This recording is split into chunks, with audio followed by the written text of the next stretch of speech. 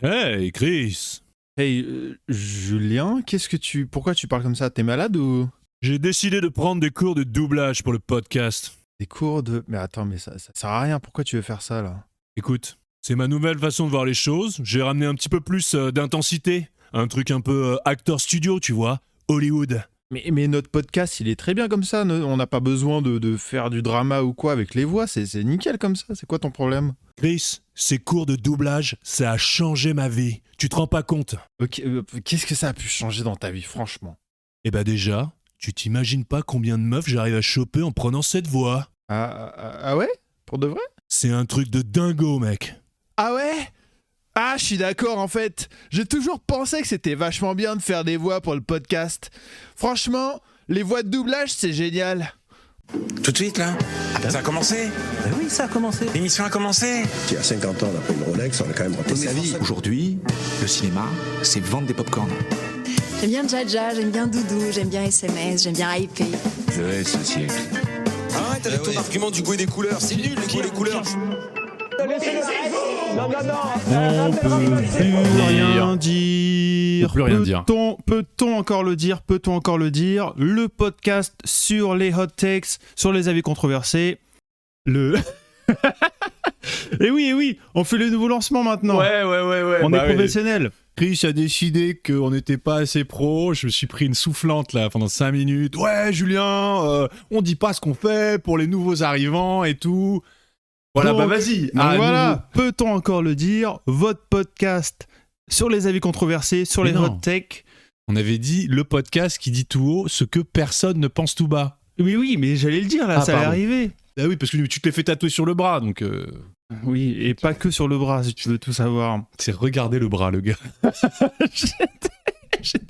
Ah, le pouvoir de persuasion du gars. Bah voilà, hein, c'est tout. Hein. Vous m'écoutez pas pour rien, j'ai l'impression.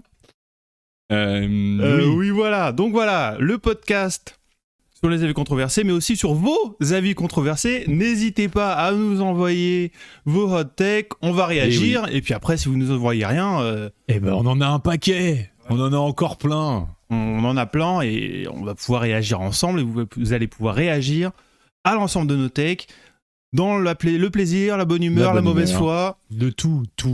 Exactement. Et aujourd'hui est un jour à marquer d'une pierre blanche.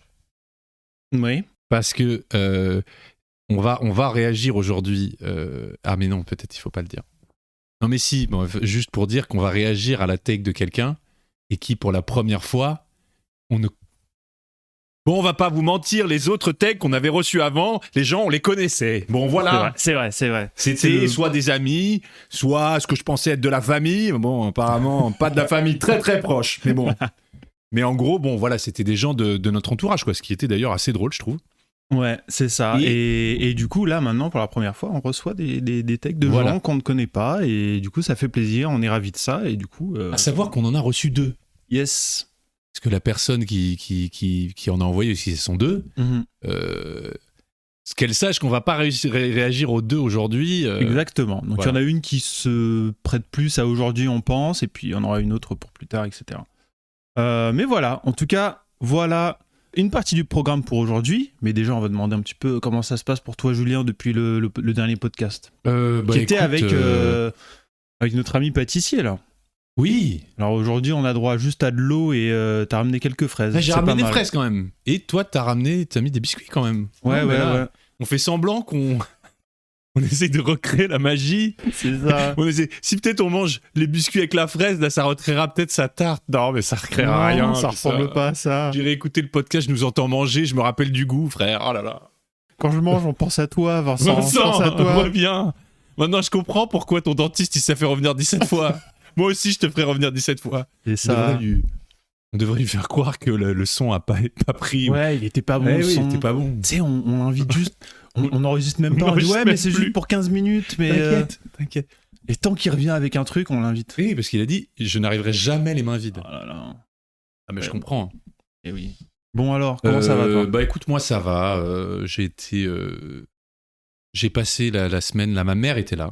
Donc, on a vu ma grand-mère. Et bah pas plus tard qu'aujourd'hui, on va voir ma grand-mère qui donc a plus de 100 ans. Elle a reçu un papier de la ville avec des bons d'achat parce qu'elle avait dépassé 100 ans et qu'elle faisait partie des plus vieilles de son quartier, quoi. Ok. Et je sais pas pourquoi ma mère tout d'un coup lui demande si montre un acteur que je te montrerai après, qu'on postera peut-être sur le truc, Ouais. et dit à ma grand-mère, t'as vu cet acteur, il ressemble à Julien, non? Et ma grand-mère regarde la photo de l'acteur, et elle dit oui, mais lui il est plus beau quand même. En parlant de l'acteur. Oui. Donc ma grand-mère me Oui, ta défonce. propre grand-mère. J'étais là. Mais c'est pas la première fois, non? Entre guillemets, où Mais ma grand-mère Ça- me hait. ça tire à balles réelles. Bah oui. Ouais. Quel plaisir. Mais ça va. Mais quel plaisir! Non, mais ça va. Je viens la voir, Elle a- je lui amène des fraises. Du coup, les fraises, je les ai embarquées, je les ai pas données. Non, mais au moins. Alors, non, mais alors, pour la défendre, elle aurait pu dire non, mais Julien est bien plus moche. Elle a pas dit ça. Elle a dit. il est plus beau. Et en plus après, elle était morte de rire. Hein. C'est-à-dire qu'elle a 100 ans, elle est, tu vois, elle est Ouais. vraiment fragile, quoi. Ouais. Elle est, pour la plupart du temps, elle est quand même assez, elle a des petites réactions. Ouais. Mais alors, ses vannes à elle, c'était genre, limite à me faire un doigt, tu sais. Enfin bon. Quel plaisir. Comment avoir un ego, enfin voilà, j'ai plus de surmoi, là, c'est bon. Génial. Juste avant l'enregistrement du podcast, parce que ça s'est passé pas plus tard qu'il y a 1 heure, là. Et je suis en train de ramasser les lambeaux de mon estime de ton- moi. De ton ego, ouais, De qui a mon complètement ego, bah explosé oui, en ah vol. oui, oui. Dur. Si je me mets à pleurer au milieu de l'épisode, tu couperas. Ouais, je ferai le nécessaire, bien sûr. Tu peux compter sur moi. Et toi, Chris, est-ce que t'as une grand-mère qui t'a fracassé l'ego là récemment? Non, pas spécialement récemment, non, ça va, mais... Juste des parents malgaches? Non. Juste une mère malgache qui fait ça continuellement depuis ta naissance? Non, ça va, franchement, à ce niveau-là, pour le coup, non, j'ai pas de problème à ce niveau-là, non. Non, bah écoute, moi ça va à peu près, tranquille. Je vais pas forcément parler de mon vécu là, mais je vais parler juste d'un truc qui s'est passé récemment et qui m'a un petit peu fait rire. Qui parle d'un sport qui est très populaire dans le pays dans lequel on vit. Le baseball. Exactement. Otani. Non, alors j'avais pas parlé de lui, non. Mais je sais pas si t'avais suivi qu'il y avait Le World Classic. Ouais, Le Old Classic. ou je sais pas, le World Classic Le Baseball. Old Classic, je crois que ça s'appelle. Je sais plus. Bref. Mais je sais pas si c'est si old que ça. Non, mais je crois que Parce ça que quand je s'appelle, regardais le palmarès tout à l'heure, j'ai pas l'impression que ce soit si vieux que ça. Mais non, mais ça s'appelle un truc. Mais c'est un truc. J'ai le droit de prendre mes fraises ou pourquoi? Vas-y. Ah oui, c'est parce que. Ah, mais j'ai le droit de regarder ce que tu fais. Oui, le oui, gars, pardon. c'est juste qu'il se sert en fraise et je le regarde juste en train de te servir en fraise. Si t'as l'impression que je suis en train de te juger, c'est Je suis à juste... fleur de peau, gars. c'est juste Je suis que- à fleur de peau, tu comprends ou pas? C'est juste que tu... snipé par ma grand-mère il y a pas plus tard. Je vais le C'est redire. bon, c'est un... C'est un safe Non, space. c'est pas un safe safe c'est pas un space du safe tout. space du tout.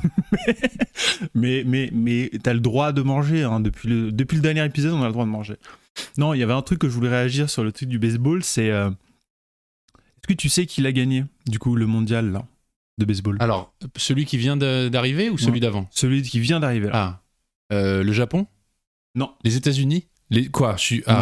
Attends. Donc, si c'est pas le Japon, si c'est pas les États-Unis, c'est Puerto Rico. Non. Puerto Rico, je crois à... Non. Je sais plus. Non, en tout cas, c'est pas Puerto Rico. Ah putain. mais C'est très attends. drôle, je trouve. C'est très drôle. Ouais. Ah. C'est très drôle parce que c'est l'actu là. C'est très drôle. C'est Cuba? Non, ça aurait Attends, pu, c'est hein. l'Iran? Non. Ça aurait été incroyable, ça. Je sais pas si l'Iran, ils ont Le une... Venezuela? Yes. Ah, bien sûr. Le Venezuela a battu Les États-Unis en finale? En finale des Worlds de baseball. Là. Incroyable. Le Venezuela. Alors après, bon, je sais pas à quel point... est-ce qu'ils envoient les Est-ce que meilleures Maduro équipes? a joué? Est-ce qu'il a joué un rôle là-dedans ou pas? Est-ce que c'est un bon pitcher ou pas? Je sais pas. Je sais pas. Qui sait, mais c'est juste... après, tu sais, est-ce que... Parce que parfois, sur les États-Unis, parfois, ils peuvent envoyer peut-être l'équipe B ou je sais pas. Oui. Donc, je sais pas s'ils ont envoyé l'équipe B ou pas, c'est possible. Même si... Le truc, c'est qu'ils sont pas tellement souverains. Tu vois, au basketball, par exemple, ils sont plutôt souverains, donc Ouais. ils peuvent se permettre d'envoyer une équipe B. C'est peut-être arrivé une fois, il y a 8 ou 12 ans, je sais plus. Attends, ça leur arrive. Au championnat du monde, ça leur arrive même très souvent d'envoyer une équipe B. De basket. Et de perdre. Ouais, du coup. Ouais.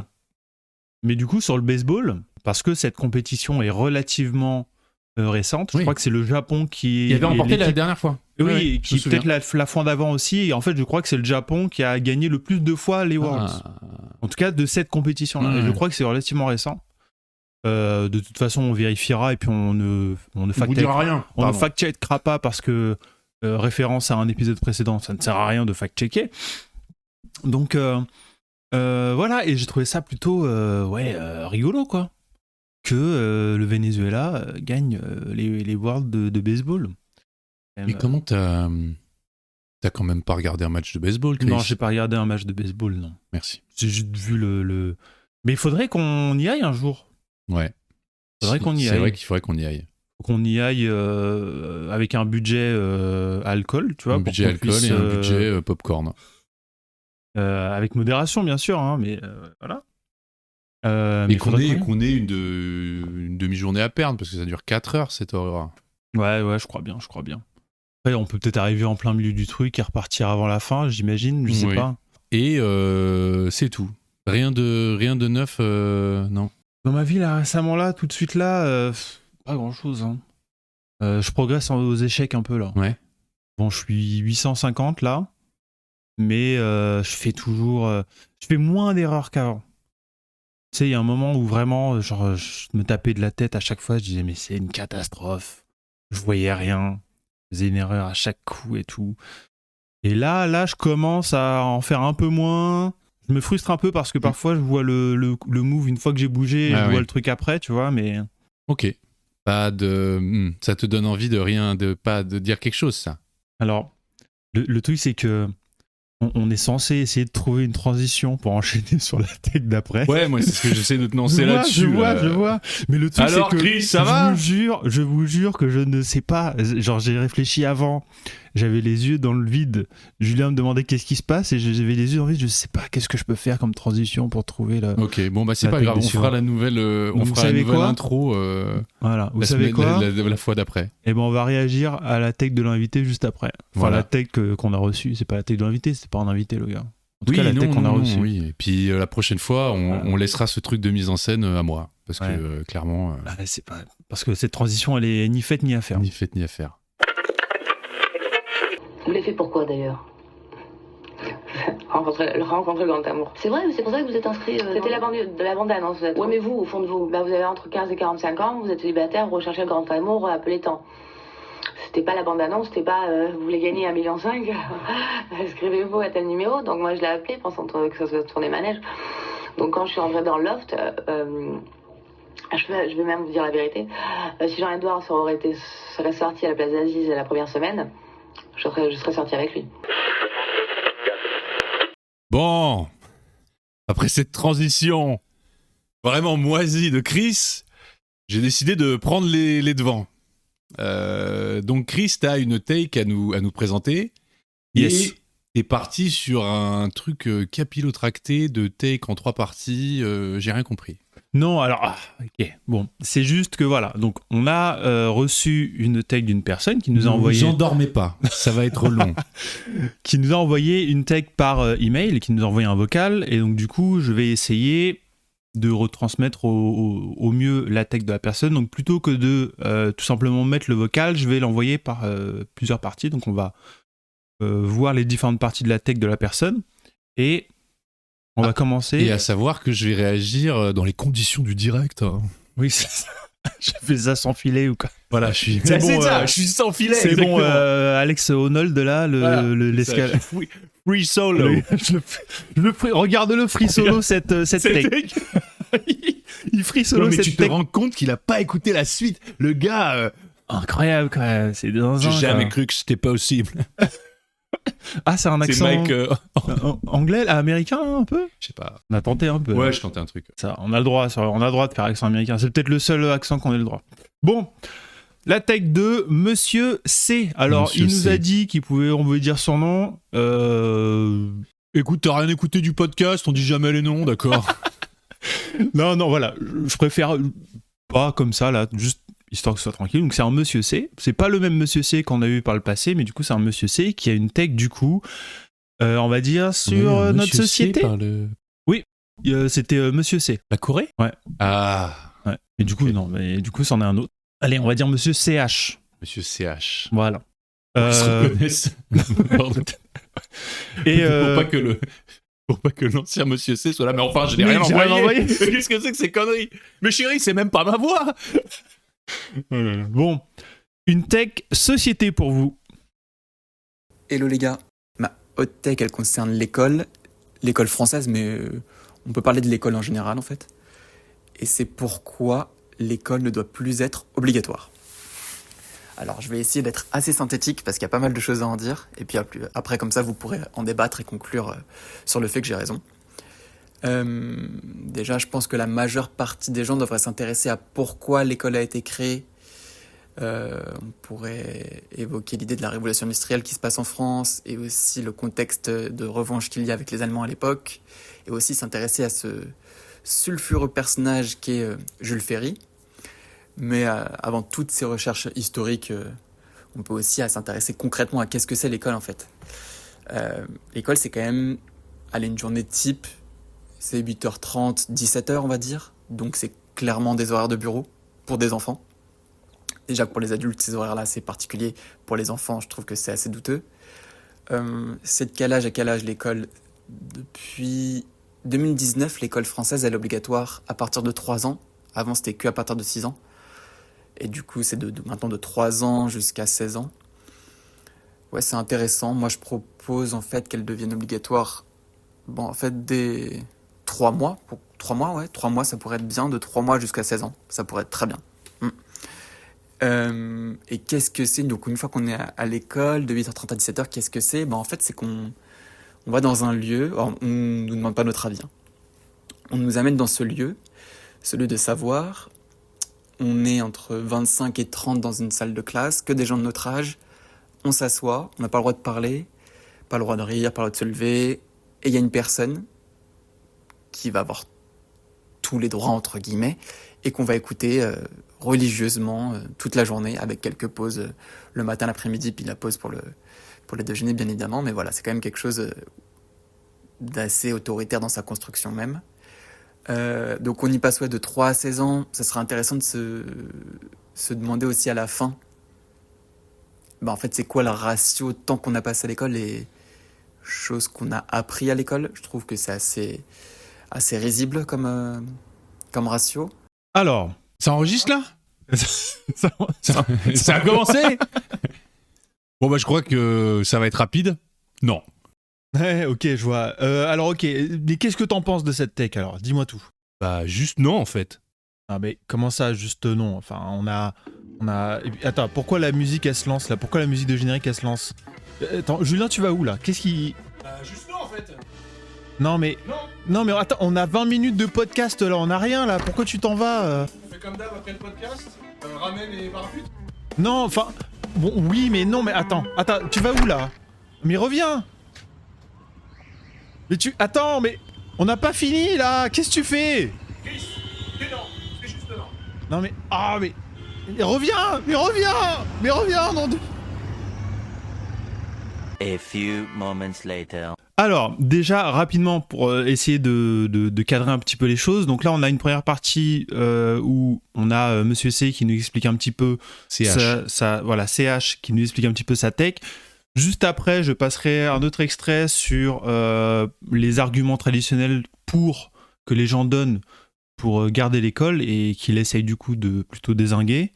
Et un petit peu après aussi, plus tard, il reviendra un petit peu sur ses expériences personnelles de l'école, de comment il a vécu ça, et aussi les arguments contre que les gens donnent en général contre oui, l'école devrait toujours être obligatoire. On va dire contre sa tech à lui.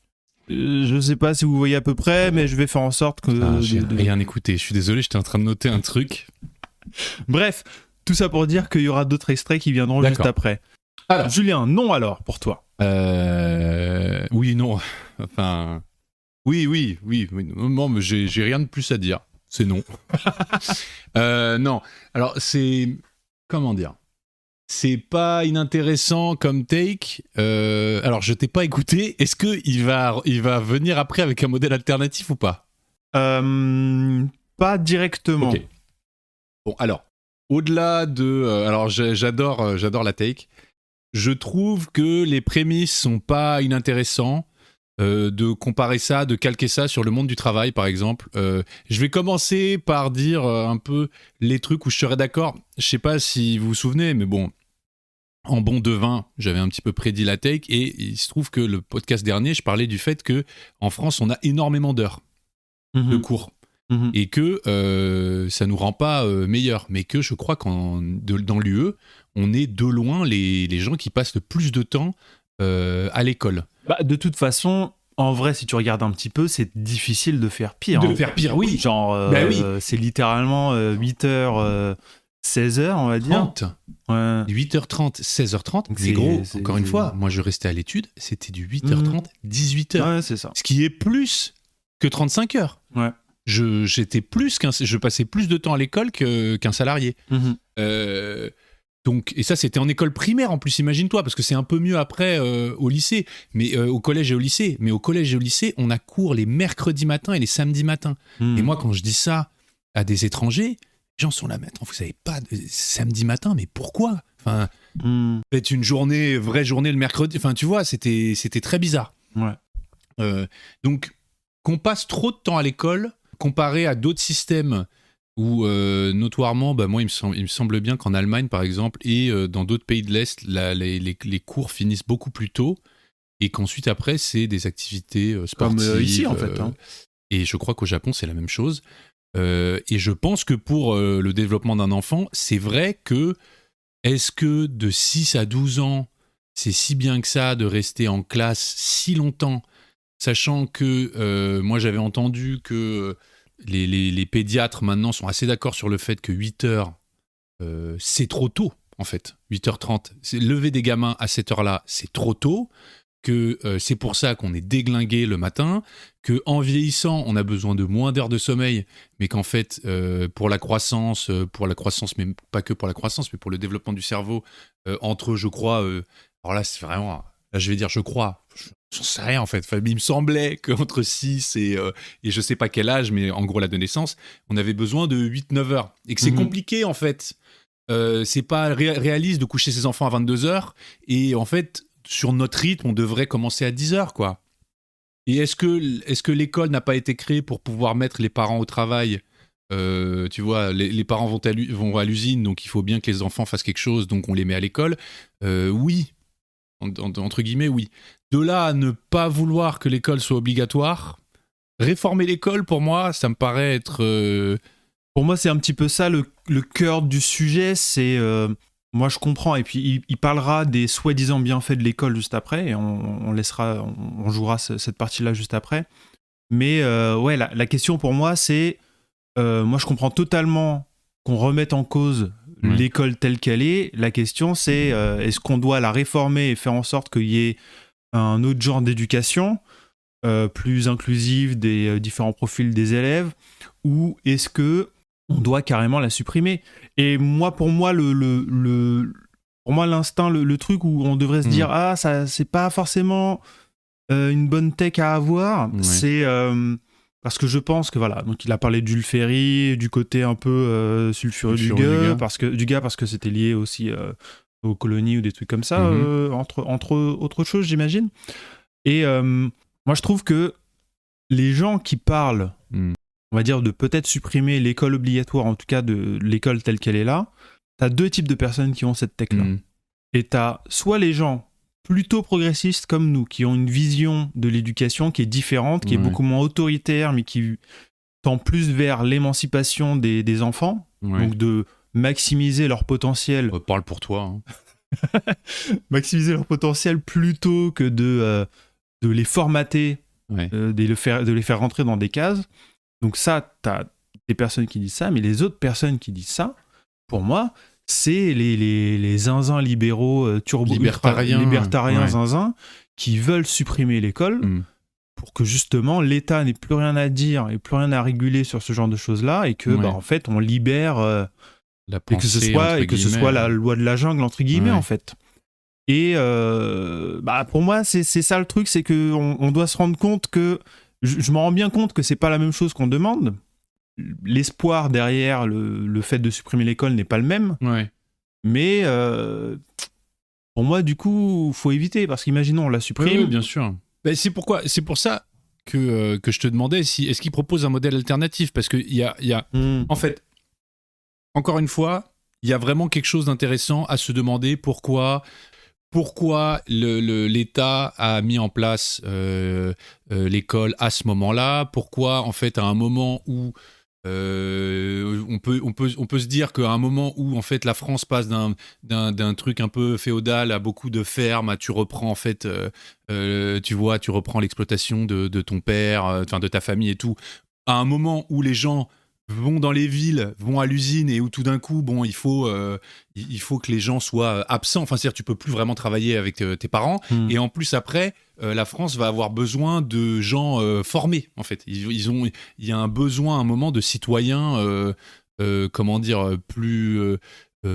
éduqués, quoi. Et encore plus ça avance dans la libéralisation, et plus, en fait, la France devient un pays riche, plus on va d'abord avoir besoin qu'ils sachent lire, puis on va les envoyer dans des études supérieures parce que le tertiaire va prendre en... Tu vois, enfin, on peut se dire, il y a un... Comment dire ? C'est pas que c'est pas que on veut éduquer les populations, on veut clairement former des travailleurs, comme, tu vois, enfin, je veux dire, à un moment, le MEDEF, eux, ils voudraient que l'école, ce soit juste... S'ils pouvaient faire en sorte que les gamins, ils apprennent à Excel... à 15 ans, à 15 ans, voilà, s'ils pouvaient, c'est ça. ils le feraient, Et en vrai... Pourquoi pas, enfin, tu vois, mais si c'est pas juste pour trouver un taf, mais non, mais tu vois, et pas forcément Excel, mais bon. Je sais pas, j'ai dit Excel dans le sens où je pense à un outil pour faire, oui, bien sûr, qui serait utile entre guillemets directement dans le monde du travail, actionnable. C'est clair, actionnable. Ouais, voilà. Très bien. On va écouter vite fait un petit peu. Attends, laisse-moi finir. Non, mais oui, juste ne pas tout jeter. Ne pas jeter le bébé avec l'eau du bain. J'ai jamais compris cette expression. Dans le sens où je suis d'accord qu'il y a bien une volonté de l'État de faire quelque chose des gosses pendant que les parents travaillent et de former des travailleurs de demain, mais on peut pas nier le fait que les populations y ont gagné aussi, qu'on est devenu plus éduqués. Alors on aurait peut-être pu mieux faire, mais enfin voilà, c'est vraiment le truc de là à dire faut plus que ce soit obligatoire. Gros. Alors justement, on va voir un petit peu les bienfaits soi-disant de l'école, parce qu'il va en parler un petit peu en expliquant pourquoi en fait ce que l'éducation est censée nous apporter, en quoi c'est au final si bien que ça, quoi. Ok. Il y a aussi pas mal de choses qui se passent dans l'école, mais moi je pense que c'est l'école qui provoque ces choses-là. On pourrait parler du harcèlement, du conditionnement aussi, du fait de se prendre des sales notes toute sa scolarité quand on est un mauvais élève. Il y a aussi cette notion de mauvais élève, de bon élève qu'on apprend tout de suite à l'école, des codes assez particuliers qu'on intègre. Et bien sûr, la principale justification de cette école, c'est qu'on est tous égaux et que ça peut permettre l'ascenseur social. Bon, toutes les études sociologiques actuelles montrent que cet ascenseur social, il est complètement en panne. Alors effectivement, moi en fait, le principal... Quand on me demande à moi est-ce que j'ai aimé l'école, moi je me suis plutôt ennuyé à l'école, mais le principal bénéfice que j'en ai retiré, c'est tes premiers potes, c'était tes premières amitiés, tes premiers flirts, etc. Mais ça, en fait, quand on y réfléchit, c'est des choses qui se font un peu insidieusement. C'est pas dans les missions premières de l'école, ça se fait malgré l'école. Donc, pour reprendre un petit peu ce que Monsieur C nous disait... Non mais les gars, c'est pas moi ça, c'est pas Monsieur C. Donc oui, il y a évidemment, a priori, un problème avec l'éducation qui, en tout cas l'éducation française, qui prétend, on va dire, fixer, en tout cas essaye de faire en sorte que l'égalité des chances existe, et le fait est que l'ascenseur social ne marche pas, en tout cas ne marche pas bien, c'est le moins qu'on puisse dire, et qu'il y a énormément de reproduction en fait des classes, et que tout simplement, imaginons, t'es quelqu'un qui est riche, eh bien tu vas... même si a priori l'école est censée être républicaine, même si voilà le terme est dévoyé maintenant, voilà. Donc maintenant on dit républicaine pour pour dire n'importe quoi, voilà. Bref, l'école républicaine admettons, est censé régler les problèmes d'égalité des chances, etc. Mais voilà, dans les faits, c'est pas ce qui se passe. Et est-ce que, pour le coup, il faut la supprimer ou en tout cas ne plus la rendre obligatoire, parce que c'est ça l'idée. Ouais, quand même. mais moi c'est toujours pareil, parce que le constat il est bon, mais presque on pourrait arriver à la conclusion inverse. Là, moi ce que je trouve intéressant, c'est quand il dit le concept de bon et mauvais élève, ça, moi je trouve qu'en tout cas en ayant grandi dans les années 90, moi je sais pas si je l'ai dit, mais mon père il était coron. Il est coron, et Aune dans le Nord. Et non, il est... Pourquoi ? Parce qu'il est français, tu dis ça ? Je sais pas, non. C'est raciste, en fait. Il édite des bouquins sur la dyslexie, la dyspraxie et tout. Et moi, je sais que quand je grandissais, j'avais un pote qui était dyslexique. Je savais même pas ce que ça voulait dire.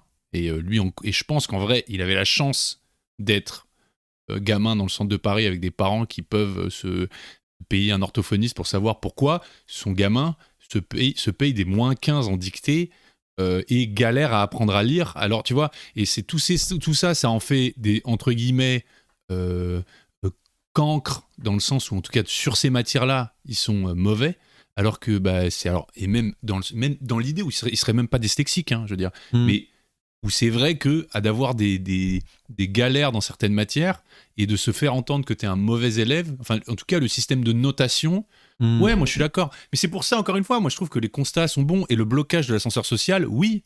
Mais moi j'ai presque envie de dire, ça c'est parce que quand il dit on est 25-30 dans les classes, mais ça c'est parce qu'en France on met pas de fric dans l'école. En Finlande, ils sont 10.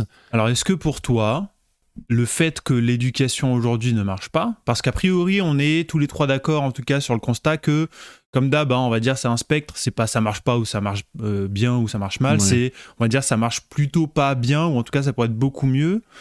Est-ce que toi, du coup, ta texte, ce serait, il faut plus d'écoles ? Il y a un truc. En il faut rentrer un petit peu encore plus dans on va dire, faire en sorte, voilà, d'impliquer encore plus l'État et de faire en sorte, je sais pas moi, par exemple, de faire encore plus de mixité sociale dans les écoles. Il faut pas plus d'écoles. Il faut. Mais non, mais j'ai l'impression que j'allais dire un truc du gouvernement. Il faut de l'école, mais mieux. Non, mais il faut investir plus. Il faut plus de profs pour avoir moins d'enfants par classe. Il faut des écoles. Il faut des classes où si t'as des problèmes, tu vois, qu'on puisse prendre les élèves à part. Faut des comme d'habitude, j'ai envie de te dire, dans ces trucs-là, faut s'inspirer des Scandinaves. Et oui, on peut vraiment imaginer supprimer les notes. Moi, récemment, j'ai parlé à quelqu'un qui était allé dans une école internationale, donc c'est des trucs pour riches, mais où justement, on te force pas à faire les trucs. Mais parce que en fait, t'es dans un environnement où tu vas en fait, t'as plus de temps, plus de profs, et donc on peut vraiment imaginer un fonctionnement alternatif. Mais soyons réalistes, parce qu'en plus il y a un angle qui est pas traité là, ou en tout cas je sais pas s'il va être traité. Mais tu sais combien il y a de naissances par an en France? Donc combien il y a d'élèves potentiels d'école, donc de jeunes par an? T'as une idée? Je viens de le chercher là. Allez, 150 000. 600 000. Ok. Donc, et c'est en baisse. Donc là, c'est cette année 2025, c'est 625 000 naissances. Et donc, nos générations, on est plus sur 750 000. Donc, ça veut dire que les élèves, en fait, donc il y a des millions d'élèves. Donc, ça, tu surprends pas. Mais ça veut dire que ça fait 7, 8. Si on prend de 6 à 16 ans, ça fait 7 millions de personnes qu'il faut foutre dans des écoles. Mais c'est-à-dire que si on enlève l'école, si on supprime l'école, mais parce que oui, c'est vrai que l'État a créé l'école pour mettre les enfants quelque part, mais si on supprime l'école, on les fout où, ces gens? Parce que, enfin, tu vois, il y a quand même un truc, c'est que on pourrait imaginer une utopie dans une ville, dans un tout petit pays où on pourrait se passer de l'école obligatoire. Mais là, ça fait, ça veut dire qu'on supprime, si on supprime ne serait-ce qu'un an d'école obligatoire, ou qu'on le recule, tu vois, ça fait 700 000 personnes qui tout d'un coup se retrouvent au chômage. Mécaniquement, entre guillemets, en tout cas 700 000 personnes à qui il faut dire, bon maintenant, alors faut que vous commenciez vos études, ou c'est que, oui, c'est que, alors vous êtes maintenant officiellement au chômage. Ouais. Non, mais alors, la question c'est. J'ai l'impression d'être le mec de droite qui dit il faut arrêter d'être naïf là. Oui, un peu, mais ce serait pas nouveau de toute manière. Voilà. Chris. Chris non, mais le pire c'est que je suis Baba Cool en Sarwell là. Non, mais je suis relativement d'accord avec toi parce que moi j'aime bien la tech parce qu'elle soulève une question intéressante sur l'éducation, mais par contre, je trouve que la solution apportée est un petit peu extrême sur l'idée de tout simplement arrêter de rendre ça obligatoire. J'ai l'impression que ce serait contre-productif pour les personnes qui seraient les plus oui, parce qu'en plus en première ligne, c'est-à-dire que par exemple les gens qui seront les plus pauvres, ils passeront peut-être pas, ils se diront peut-être pas il faut que j'aille éduquer mes gamins correctement. Et les riches, ils auront pas en fait. Oui, et les riches, eux, ils auront. Ils foutront quand même leurs gamins à l'école. Ouais. Parce que les riches, ils foutront leurs gamins dans les écoles privées, dans lesquelles ils les foutent déjà. Donc en fait, le problème, c'est de prendre le problème à l'envers et de dire l'ascenseur social est cassé parce que on fout plus assez de. Et je sais bien que c'est pas ce qu'il veut dire, Monsieur C.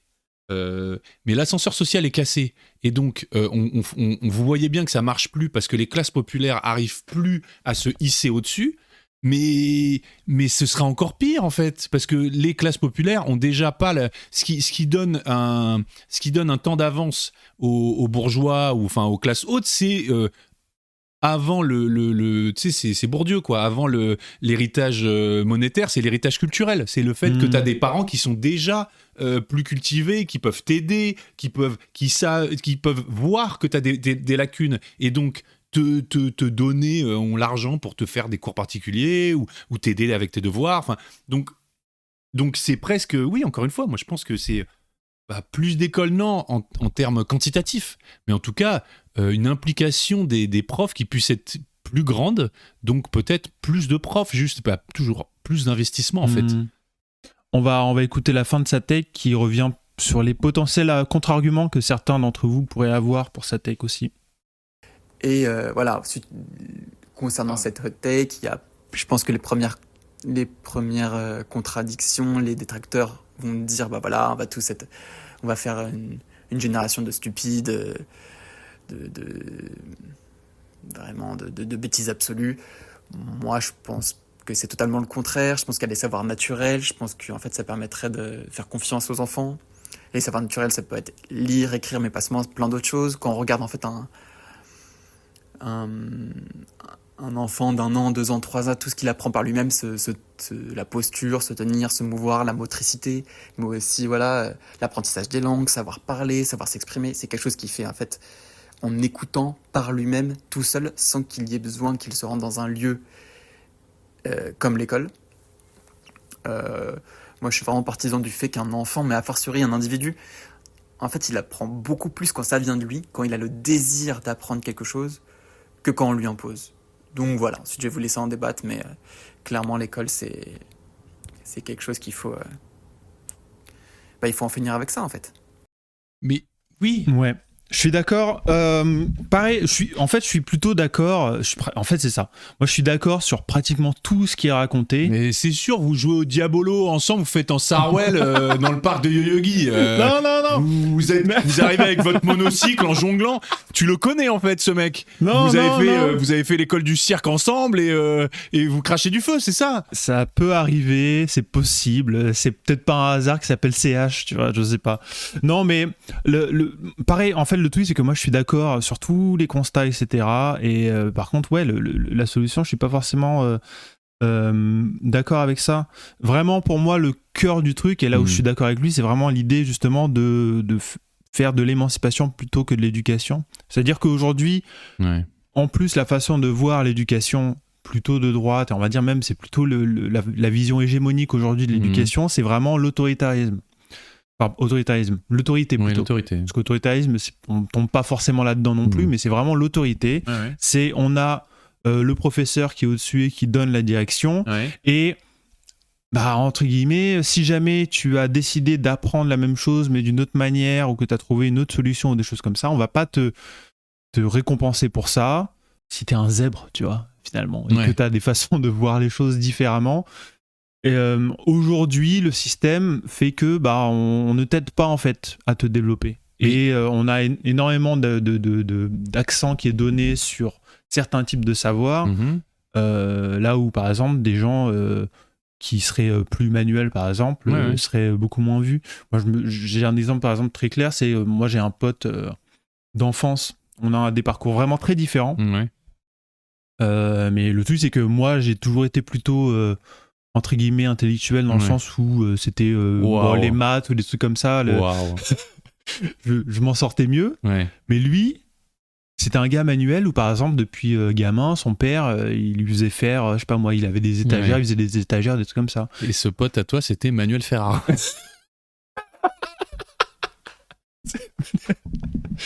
Écoute, tu dis Manuel, je suis désolé. J'aimerais bien que Manuel Ferrara ce soit mon pote d'enfance, putain, t'imagines? On attend sa take. Ce serait incroyable si c'était mon pote d'enfance. Les soirées pasta qu'on ferait avec lui, bref. Non, et ce que je veux dire, c'est que lui, du coup, il a un savoir. On parle du même Manuel Ferrara. Je sais pas. Peut-être pas, peut-être les non. Les soirées pasta. Façon de parler, on s'en fout. Pardon. Non, mais... Et du coup, lui, vraiment, en termes de savoir manuel, tu vois, genre, il a retapé toute sa maison, il sait faire énormément de choses, tu vois, et au final, son savoir n'a jamais été mis en avant, en fait. Ouais. Et au final, peut-être que même son savoir, il est peut-être même plus utile dans la vie de tous les jours aujourd'hui que moi qui me souviens encore de mes identités remarquables de mathématiques, quoi. Sachant que les maths, en plus, j'ai eu 6 au bac en maths, faut le savoir. Oui, tu l'as déjà dit. Mais voilà. Mais donc voilà, je comprends l'idée qu'il faut arrêter de voir l'éducation sous la forme de façon autoritaire, mais du coup essayer de trouver plus d'émancipation et de trouver un moyen de développer ça. Mais du coup, ça reste de l'éducation. Déjà, ça reste de l'école, ça reste de l'éducation, ça reste de l'école, et c'est juste. Mais alors, pour moi, on va me dire que je suis omnubilé par l'argent. Je le suis. Non, mais pour moi, c'est alors, on change carrément de catégorie. Il faut investir 3-4 fois plus, parce que pourquoi ton prof, il te laisse pas de chemin de traverse? Mais parce qu'il y a 30 élèves, parce qu'il n'y a pas le temps, parce que ton prof, dans l'idée, là c'est de pire en pire, mais si c'était un chemin de carrière valable et valorisé, si les payes étaient bonnes, si les gens, ils avaient le temps, parce que combien de fois, moi, j'ai entendu mes professeurs qui, en plus, moi, j'ai eu de la chance, j'ai trouvé, alors j'ai eu des mauvais professeurs, mais j'ai vraiment eu des bons professeurs qui m'ont donné envie. Mais combien de fois, même ces bons professeurs, j'ai entendu dire, non mais là, je suis désolé, on n'a pas le temps, j'ai un programme, faut qu'on finisse le programme. Oui, alors, mais enfin, tu vois, c'est vraiment ce truc de... Alors, je suis d'accord c'est un truc autoritaire, un peu autoritaire de l'éducation nationale, mais c'est aussi que le gars, il est un peu pris en sandwich. Je suis obligé de vous noter parce que c'est comme ça. Et même l'éducation nationale, encore une fois, elle a 600 000 élèves à former, 700 000, 800 000 dans toute la France. Il faut quand même que ce soit un peu harmonisé. Moi, je veux bien. Oui, l'enfant, il court dans les prés, il voit des trucs et fleurs. Ouais. Mais le gars, à Paris, tu vois, région parisienne, tu vois, moi j'ai grandi là-dedans. Mec, où est-ce que tu les lâches, ces 600 000 classes d'âge? Tu vois ce que je veux dire? Pour moi, il a une vision, je sais pas, Monsieur C, là, Monsieur CH, où est-ce qu'il a grandi? S'il a grandi dans la Drôme ou s'il a grandi dans le Larzac et qu'il pouvait courir après les chèvres. Moi, j'ai grandi entre 3 platanes et un vieux parc. Qu'est-ce que mes parents, ils auraient fait quoi? Ils vont me lâcher dans ma rue et je vais me faire écraser, tu sais. Bon, après, en plus, moi, j'ai grandi à la campagne. Je sais pas forcément si ça aurait été mieux parce qu'il y a énormément de choses que je ne vois pas parce que justement, je suis loin de la ville, tu vois. Bah oui, déjà. Et le français que t'aurais appris là au contact d'aider l'agriculteur local. Bonjour, socialement, par exemple, j'aurais vu moins de monde. Mais je vois l'idée, Monsieur C, mais c'est intéressant, mais la voilà. tech est très bonne dans le sens où elle soulève plein de trucs. Le problème, c'est que je trouve quand même que quel est le... Tu l'as vu le film Mister Fantastic? Non, mais j'en ai entendu parler. C'est un film avec Viggo Mortensen. Aragorn n'existe pas, Chris, on en a déjà parlé. Le Seigneur des Anneaux n'est pas un documentaire. Faut que t'arrêtes avec ça. Oui, bien sûr. C'est un mec qui fait... c'est sans doute le héros de Monsieur CH. C'est un mec qui fait l'école à la maison à ses enfants, mais qui fait l'école à la maison en mode ils vivent dans une tente et tout, ils découvrent la nature. Et en plus de ça, le mec fait l'école à la maison très bien. C'est-à-dire que déjà, il leur apprend à être MacGyver et Man vs Wild, tu vois, Bear Grylls. Mais en plus de ça, il y a une scène à un moment où une meuf de 8 ans met une douille à des gamins de 12 ans sur le Bill of Rights, ça se passe aux États-Unis, la meuf sort un arrêt de la Cour suprême, tu vois, il y a vraiment un truc où le gars est là en train de flex que déjà mon enfant il sait faire un feu sans briquet et en plus il connaît l'histoire des États-Unis mieux que tes gamins. Déjà en plus le film fait qu'il y a quand même un truc où il a lui un fonctionnement assez autoritaire et en plus après ça ne marche que parce que il a 4 enfants et il est, tu vois, encore une fois, c'est un prof pour 4 enfants. Oui, et puis... Et c'est un film, en plus. Et puis, pour moi... Oui, c'est pas non plus la réalité, Captain Fantastic, Julien. Mais si... Non, et puis l'autre sujet aussi, c'est que il s'avère que là, c'est entre guillemets sur le papier le père parfait pour ça en fait. Il y a plein d'enfants qui vont naître dans des familles où ils n'auront pas un parent qui sera aussi dévoué que ça. Et le père n'a pas de travail. C'est-à-dire que le père fait... là, ce qu'ils font, c'est qu'ils vivent une vie de bohème en fait. Donc, faut le faire ça. Faut pouvoir... Parce qu'encore une fois, et c'est pour ça que je te dis la réalité du truc, c'est que ça, c'est possible aux États-Unis et encore, c'est possible pour une famille aux États-Unis. Mais comment on fait ça à l'échelle d'un pays et on fait ça à l'échelle d'une ville ou voilà. Non, mais c'est intéressant en tout cas. Monsieur C, on a aimé votre tech. On a beaucoup aimé votre tech. De A à... c'est quoi l'avant-dernière lettre de l'alphabet ? Je sais pas, je suis pas allé à l'école moi. Parce que... Qu'est-ce que vous voulez ? Je sens qu'il veut nous dire quelque chose. Vous voulez quoi ? Exprimez-vous, dites. Je n'ai pas encore posé la question. Ah d'accord, mais arrêtez de dire qu'il était né un 20 mai. Il est toujours né un 20 mai, même s'il est mort. D'accord. Voilà. Non, ça m'énerve. Franchement, moi je vous aime bien. J'ai rien dit alors. Pour une fois, c'est pas ça commence à me chauffer réellement. Parce que vous n'arrêtez pas de dire il était né un 20 mai. Il est toujours né, même s'il y a de ça 3 jours. Oui, il est mort. Mais il est quand même né un 20 mai. Il était mort encore. Parce qu'il est mort, que ça dit. Il était mort à combien ? C'est pas parce qu'il est mort que ça dit ça. Heureusement que c'est ami. Il n'y a qu'un casse-couille ici, c'est moi. Je ne prenez pas ma place. Et ça fait une paire de casse-couilles. Alors, juste avant, j'avais commencé à faire une transition parce que du coup, tu me laisses pas faire mes transitions. Ouais, tu me les voles. Excuse-moi d'être brillant en fait. Pardon. Voilà. Coup brillant. Non, alors j'avais demandé de A à Y parce que tout simplement, c'était pour dire la tech, elle était très bien de A à Y. Okay. C'est juste la conclusion était pas bonne. Et donc, du coup, c'est 0 sur 20 hein, parce que c'est le système d'éducation qu'on a. C'est 0 sur 20, c'est dommage. Voilà, c'est raté. Il voulait finir sur ça.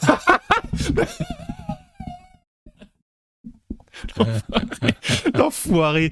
Ah, l'enfoiré, hein. Ah là là. Bon. On va enchaîner aujourd'hui sur cette partie-là, cette section-là. On va faire un petit retour sur des petits... les techs qu'on a eu jusqu'avant, ou en tout cas des sujets de conversation qu'on a eu dans le podcast précédent, et puis on enchaînera sur une tech à moi ensuite. Donc la semaine dernière, il y a 3 semaines maintenant, donc avec Vincent, on avait pas mal parlé de cuisine, etc. Ouais. Et moi, je posais un petit peu la question autour de moi sur les gens, c'est quoi votre top 3 des cuisines, quoi. Alors il y a un truc de cuisine qui est revenu souvent. C'est mexicaine. Ok. Ah ouais. Et mais non. Bah ouais. Ah éclaté la vie, je trouve. Alors moi, je trouve que c'est pas éclaté. Je trouve que t'es dur. Mais pour moi, c'est vraiment ça fait un peu comfort food, un peu le Mexican food quoi. Enfin le mexicain. Moi j'aime bien bouffer ça. Oui, j'aime bien. Mais de là à mettre ça dans son top. Mais pour moi c'est un peu. Il y a un problème de diversité. À ce truc-là, tu mets la bouffe américaine alors, parce qu'il y a des trucs. Ouais, il y a les burgers, les burgers, c'est sympa, les hot dogs, les barbecues. Je trouve quand même qu'il y a un petit. J'ai fait une fois un resto mexicain qui était un petit peu plus on va dire un petit peu plus guindé ou quoi. Ouais. Et je trouvais qu'ils avaient fait des desserts aussi qui étaient pas mal, par exemple. J'étais surpris sur les desserts. Ils font des très bons desserts aussi. Ok.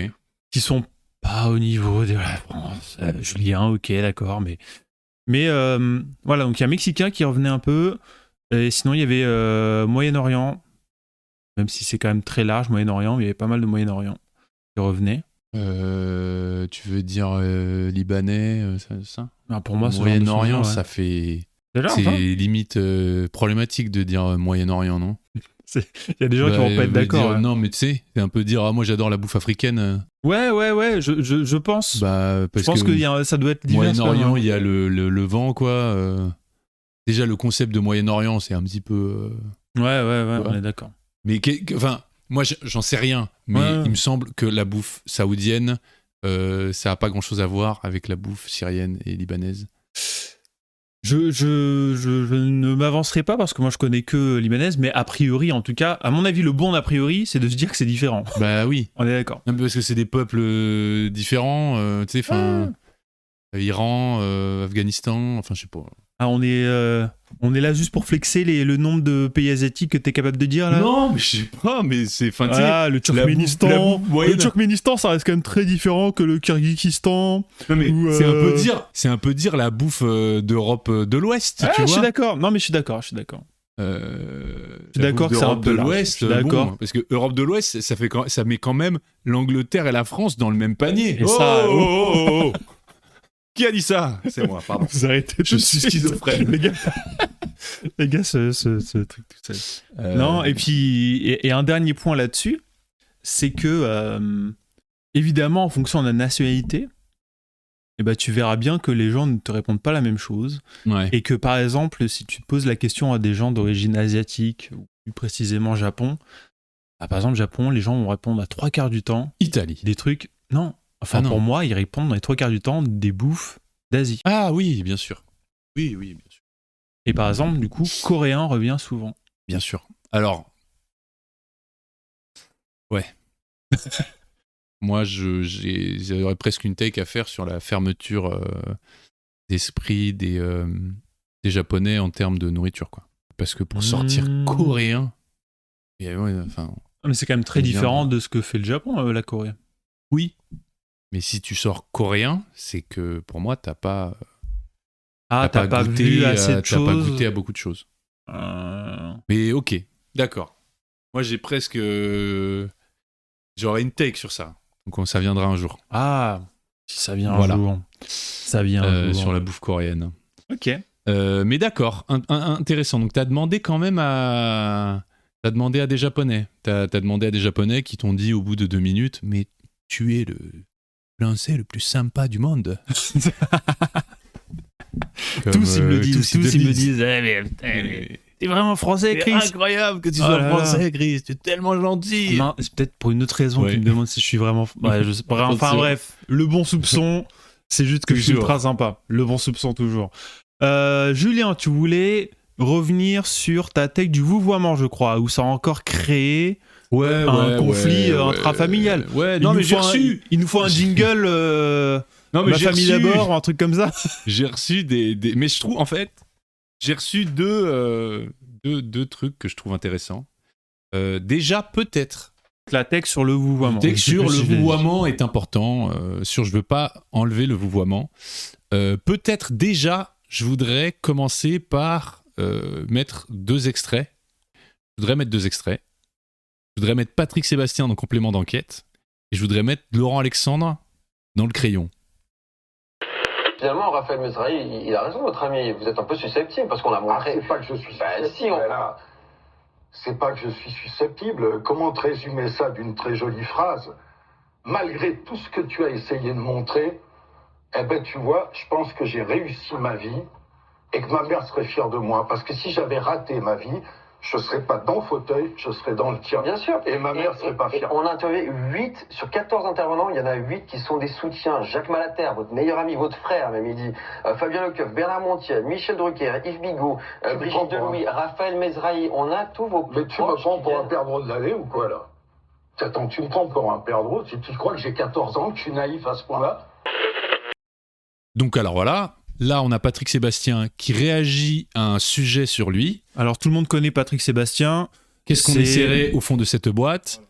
Exhibitionniste de son état. Exhibitionniste de son état. Et d'ailleurs, il en parle, c'est rigolo. Mais, donc voilà, en fait, c'est drôle parce que je voulais juste remettre ce truc pour dire qu'en gros, là, il y a, pour moi, on va pas enlever le fait qu'il est déjà très passif-agressif, il est même presque agressif, et que s'il le vous voyait, ça ne le rendrait pas sympathique. Mais je trouve que dans ce cadre-là, le tutoiement et le déséquilibre entre les deux, ça crée un malaise, tu vois. Ça fait que c'est irrespectueux. Et donc après, on va revenir sur Laurent Alexandre. Bah, on peut aussi écouter du coup Laurent Alexandre, qu'on va passer maintenant, parce que c'est intéressant, parce que ça va me permettre de réagir à la première critique qui m'a été faite sur le vouvoiement. On écoute. Monsieur pense que je suis agressif parce que j'ai demandé à ce qu'on se vouvoie ou je lui ai annoncé que j'allais le vouvoyer. Ce qui pour moi est une marque de respect, tout au contraire, mais on a visiblement un désaccord là-dessus. Réduire son agressivité à ce point de détail serait faux. Et tout à l'heure, tu as dit quelque chose qui m'a choqué. Tu as dit l'IA n'est pas un bon coach, c'est quasiment ce que tu as dit. Elle n'est pas en réalité à la hauteur du professeur. Est-ce que tu te sers du mode study and learn ? Et donc ça, c'est Laurent Alexandre dans le crayon. Donc Laurent Alexandre, si vous êtes des assidus de ce podcast, vous le connaissez. C'est la grosse merde là qui voulait... Pardon. C'est le monsieur qui voulait... l'IA, ouais. C'était l'IA et c'était toi, c'était de souvenir, son idée c'était qu'il fallait arrêter les études, voilà, il fallait arrêter de faire des études supérieures et il fallait se concentrer sur l'IA. Tout sur l'IA. Ouais, en gros. Ce gentil monsieur passe dans le crayon et face à un et d'ailleurs il défend la même take et il est face à un Suisse, je crois, qui fait. En gros, c'est pareil. Il a la moitié. Il doit avoir 30 ans contre 60.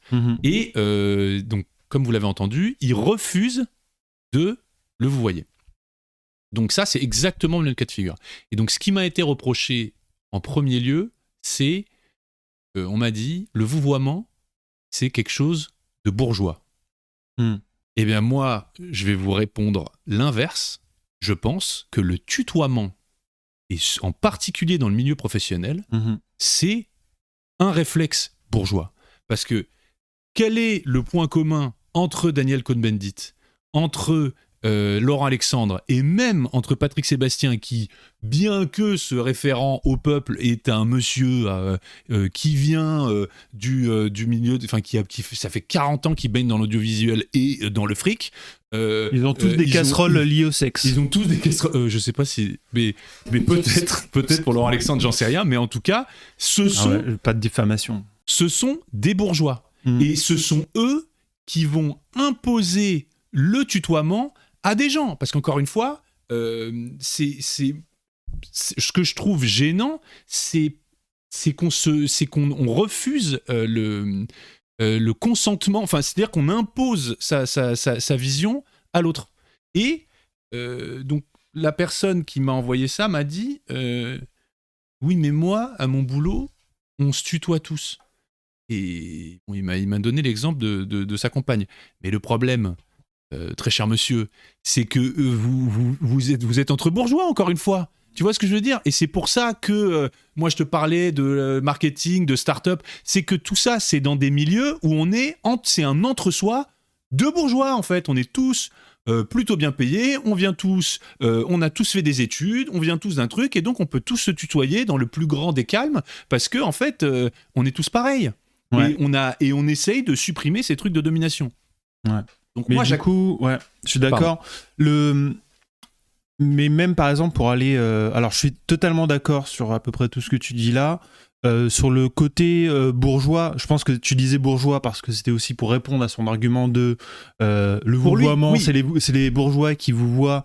Notamment, on peut penser à, je sais pas moi, potentiellement dans les familles un petit peu bourgeoises où ça vous voit les grands-parents ou des trucs comme ça, tu vois, on peut penser à ça. Mais ça, c'est même pas les bourgeois, c'est des familles nobles. Enfin, on passerait presque dans quelque chose d'autre, tu vois.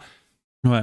Mais par exemple, dans le cas de Patrick Sébastien, pour moi, c'est au-delà de la bourgeoisie. Là, c'est presque justement des hommes de pouvoir, quoi. Bien sûr. Tu vois, c'est vraiment le pouvoir, et du coup, c'est lié aussi à la bourgeoisie, parce Bien que sûr. la bourgeoisie, c'est le pouvoir et tout. Bien sûr. Mais quand tu regardes Patrick Sébastien qui se comporte comme ça à la télé, Bien sûr. et qui se comporte de la même manière partout, Ouais. c'est vraiment le gars qui est, de toute façon, je m'en fous. Qui est intouchable. Je suis intouchable, Ouais. c'est moi, je contrôle la moitié, je connais tout le monde, je connais le producteur de cette émission. Si jamais ça passe mal, en gros, j'aurais de quoi dire. Je peux nommément accuser la présidente de France Télé d'avoir téléguidé Voilà. le truc comme si Delphine Ernotte avait quelque chose à foutre que complément d'enquête. Enfin, comme si elle allait arriver. Alors je dis pas qu'il n'y a pas un problème d'indépendance dans les médias. Ouais. Mais enfin, de là à imaginer Delphine Ernotte qui arrive dans complément d'enquête et qui dit à Élise Lucet, vous allez me faire un sujet sur Patrick Sébastien, et que tout le monde dit oui, bien sûr,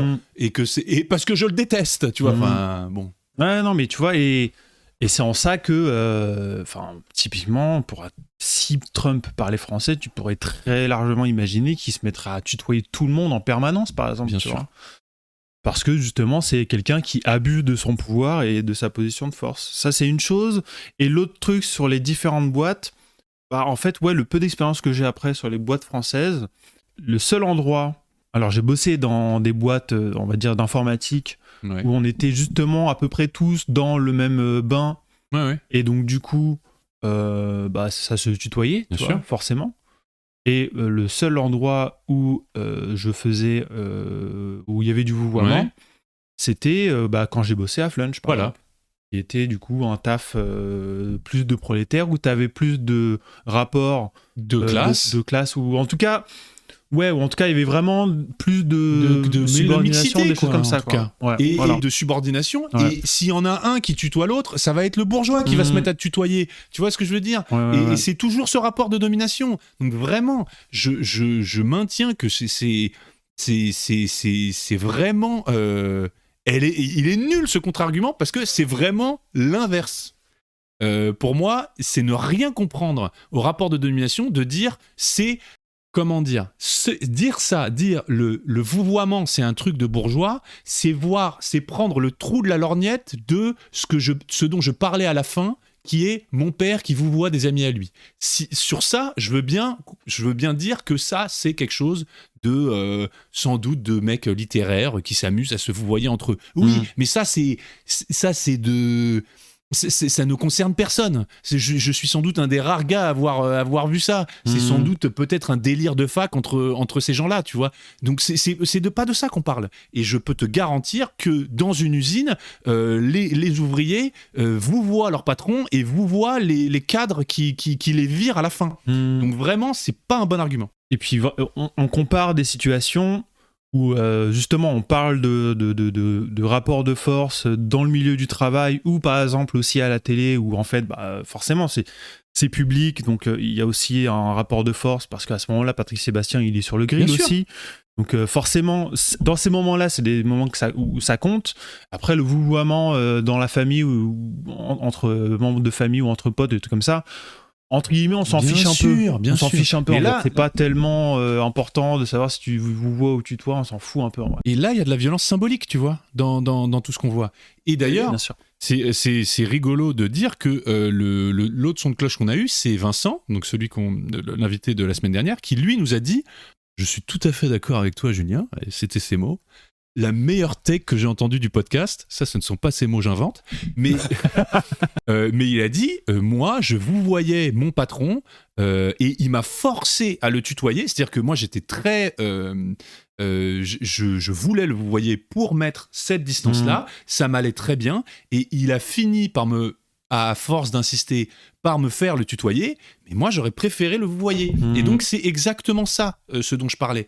Bien sûr que, Chris et moi, on se tutoie, tu vois. Je n'ai rien contre le tutoiement. Je tutoie en plus la plupart des gens que je connais. Mais c'est juste laisser les gens tranquilles s'ils veulent vous voyer. Parce que, en gros, moi, ma take, c'est comme, je vais faire une comparaison très simple. C'est comme la bise. Le Covid a fait qu'on a vu des gens sortir du bois et dire putain, le Covid, ça m'a enfin permis d'arrêter de faire la bise aux gens.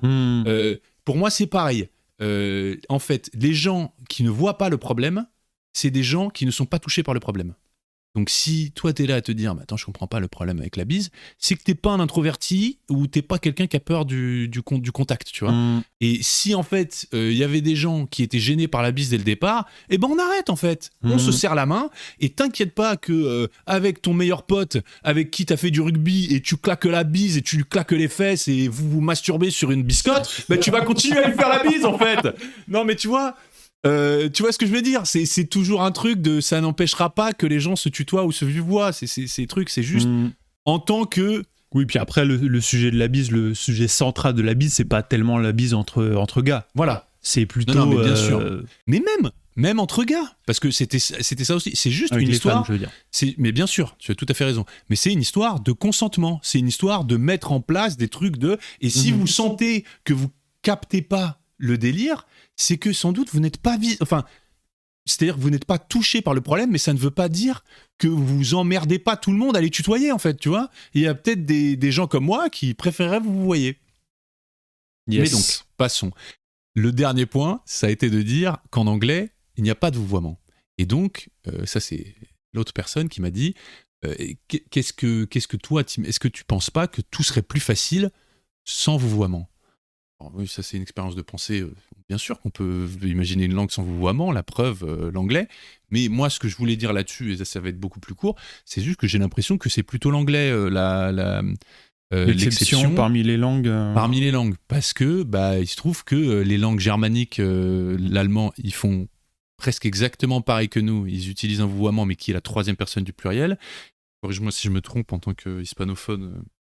Il y a le Ousted, mais après, je sais pas à quel point il est utilisé en vrai dans la vraie vie. Mais en tout cas, il existe. Mais il existe. Voilà, non mais après, encore une fois, le vouvoiement, sans doute, là, je pense que de moins en moins de gens se après, si on parle du Japon, c'est encore pire. Il y a énormément de degrés où là, peut-être, il pourrait réduire un peu, mais en tout cas, il y a énormément de degrés. Carrément, les verbes changent. Il y a plusieurs noms que tu peux mettre, monsieur... Monseigneur et tout, et c'est pareil en coréen, on en parlait d'ailleurs avec la personne, et je dis pas qu'il faut 40 000 niveaux, mais qu'en tout cas, pour moi, la langue, si des pratiques sont complètement désuètes, ça disparaît.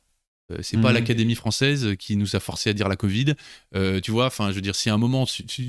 C'est pas parce que l'Académie française se maintient sur le vouvoiement que ça va continuer. Ouais, si l'usage perdure, c'est que il permet de matérialiser, en tout cas, certains rapports sociaux, on va dire. Voilà, qui a une utilité sociale. Ouais. Donc voilà, je voulais juste rebondir sur ces deux trucs parce que je trouvais, en tout cas,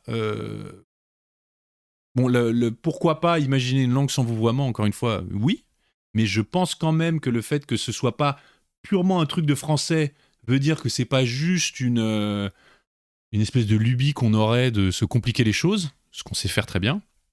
Et ouais, pour le truc de la bourgeoisie, alors là, pour le coup, je suis vraiment pas d'accord du tout. Mais je trouvais l'argument intéressant parce que je pense que ça m'étonne pas qu'on puisse comme ça le penser en mode genre ah ouais, mais ça c'est vraiment un truc d'enculeur de mouche de gars qui veut un langage de châtier, tu vois. Non, c'est vraiment pas ça. Moi, c'est vraiment pas ce que je dis, et je pense que c'est vraiment pas ce qui se passe dans la vraie vie.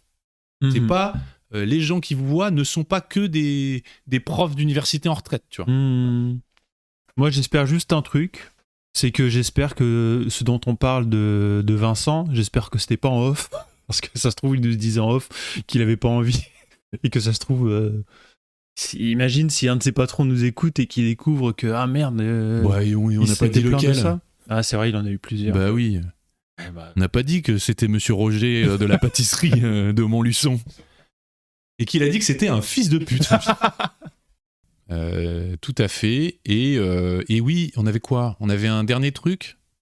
On va écouter quelqu'un. Donc Chris m'a envoyé une vidéo très intéressante de quelqu'un sur C'est à vous, qui partage à peu près... avec Anne-Elisabeth Lemoine. Avec Anne-Elisabeth Lemoine, avec Babette, il bouffe. Et c'est un retour sur les Français ne cuisinent pas français. Et lui, il a une analyse que je trouve intéressante, plus précise que moi. On l'écoute. J'ai l'impression qu'il y a un paradoxe culinaire français. C'est-à-dire qu'on nous vend des plats que je ne trouve jamais au restaurant, mais encore moins chez mes amis. C'est-à-dire qu'en fait, personne n'en bouffe, quoi. Personne ne mange de blanquette, personne ne l'a fait. Il n'y en a pas au restaurant, quand il y en a, c'est très peu, très rare et très mal fait. Donc moi j'ai l'impression qu'il y a un paradoxe culinaire français où on en parle de plus en plus, mais elle est de moins en moins réelle. Les vraies études, c'est qu'on passe de moins en moins de temps à cuisiner, qu'on va de moins en moins au restaurant et que le repas des Français qui a été classé au patrimoine immatériel de je ne sais quoi, de l'UNESCO, merci pour eux, la vérité c'est que notre repas il est de plus en plus déconstruit, déstructuré, on passe de moins en moins de temps à table. La vérité c'est que les Français, le jeudi soir sur une chaîne concurrente, ils regardent à 21h Top Chef, face écran en bouffant des pizzas congelées. C'est ça la vérité. En vérité, je ne crois pas du tout que les Français, ils ont un fantasme du bourguignon. C'est du simulacre. Vous en servez du bœuf bourguignon dans vos restaurants, vous avez notamment un... Moi, ce que je trouve intéressant dans ce qu'il dit, c'est qu'il va un peu plus loin que moi et que je suis d'accord avec lui, que lui, il dit que encore plus que les gens ne cuisinent pas français.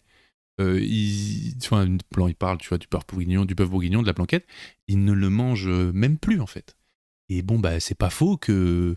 Est-ce que toi, quand est-ce que tu as mangé une blanquette? Non, mais franchement, je serais incapable de te le dire. Je sais pas si j'ai déjà mangé une blanquette. Moi, j'ai déjà mangé, mais en plat déjà préparé. Tu sais, c'est le genre de truc qui peut. Ah, fleur-et-michon. Ouais, voilà, fleur-et-michon, ou parfois en conserve aussi quand j'étais gamin. Enfin, pas gamin, pardon. Quand j'étais étudiant. J'ai eu l'occasion de goûter au moins à ça. La cantine. À la cantine, blanquette de... c'est possible. Mais peut-être que je connais pas le nom à ce moment-là ou quoi. Tu vois, c'est possible, mais je sais pas. Sincèrement, moi, les riz de veau, la blanquette de veau, je crois que j'en ai jamais mangé de ma vie. Ah mais tu sais quoi? Ça, c'est peut-être un petit peu neurotech, peut-être. Mais je pense qu'il y a plein de gens qui pourraient se faire coincer sur... c'est quoi la cuisine préférée? Et les gens disent français, et on leur demande, ok, c'est quoi les 3 plats préférés français que tu adores et que tu as déjà mangé plein de fois, et donne-moi 3 adresses où le manger. Voilà. Ou est-ce que tu le cuisines toi-même? Voilà. Moi, je suis curieux de savoir ce que les gens répondront.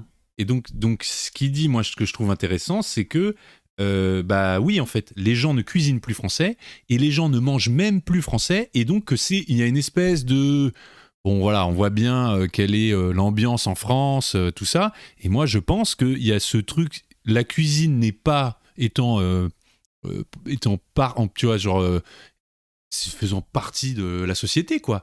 Des gens se trouvent, je pense, voient les classements des bouffes préférées des Français quand ils répondent honnêtement, et ils voient pizza, ils voient couscous, ils voient kebab, et eux, ils se disent « Ah, mais non, et la blanquette, elle est où? Et le bourguignon, il est où ?»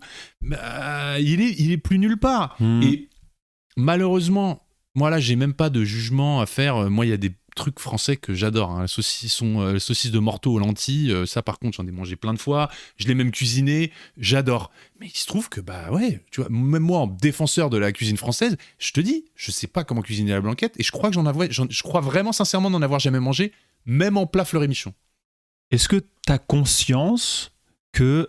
Alors là, on est dans l'entre-deux tours des municipales. Est-ce que tu as conscience, là, que tu es en train de parler, en quelque sorte, d'un grand remplacement de la bouffe française par de la bouffe internationale?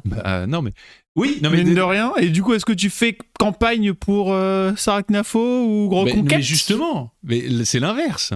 Je te dis que les Français... Parce que moi, ça me gêne pas dans l'idée... c'est comme ce qu'on disait avec la langue. Bon, si c'est désuet, tu vois. Enfin, plus personne ne mange de sanglier à la broche, comme dans Astérix. Bon, tu vois, et c'est ok. Et c'est juste que, je trouvais intéressant cet angle il va beaucoup plus loin que moi, et je crois qu'il a vraiment raison. Il y a une plus on en parle, c'est-à-dire ça revient sur le devant de la scène, on s'est mis en avant le terroir, le machin et tout, et en fait, mais plus personne ne bouffe ça, quoi. Pour moi, vraiment, il y a une sorte de chimère un peu que les gens ont en tête de la bouffe française. Ils se racontent des histoires, en fait. Ouais. Et c'est un peu ce que moi, c'est le roman national un peu culinaire. C'est un roman national culinaire. Ouais. Et c'est un peu ce que moi, j'avais essayé en tout cas, le truc, c'est qu'en écoutant ce qu'il disait, j'avais l'impression il a beaucoup plus réfléchi et il a vraiment compris ce sur quoi moi j'essayais de mettre le doigt, tu vois. Et du coup, je trouvais ça intéressant de revenir dessus. C'est juste, je trouve, il approfondit un peu ce que je dis. Ouais. Et je suis tout à fait d'accord avec ce qu'il dit. Bon, c'était pas difficile d'approfondir ce que tu as raconté. Hein. Vérité. Bon, mais tu sais quoi ? Cette tech-là, en tout cas ce dernier sujet-là, moi, ça m'inspire pour ma prochaine tech là. Ok. Eh ben. Pas mal les transitions, hein. Êtes-vous plutôt touche pas à mon poste sur C8 ou le grand journal sur Canal+. Grand journal sur Canal+. J'aime pas le côté je te vire, je t'humilie, tout ça, j'aime pas ce rapport-là. Ah. Ouais, j'aime pas comment les chroniqueurs sont traités, comment ils acceptent d'être traités.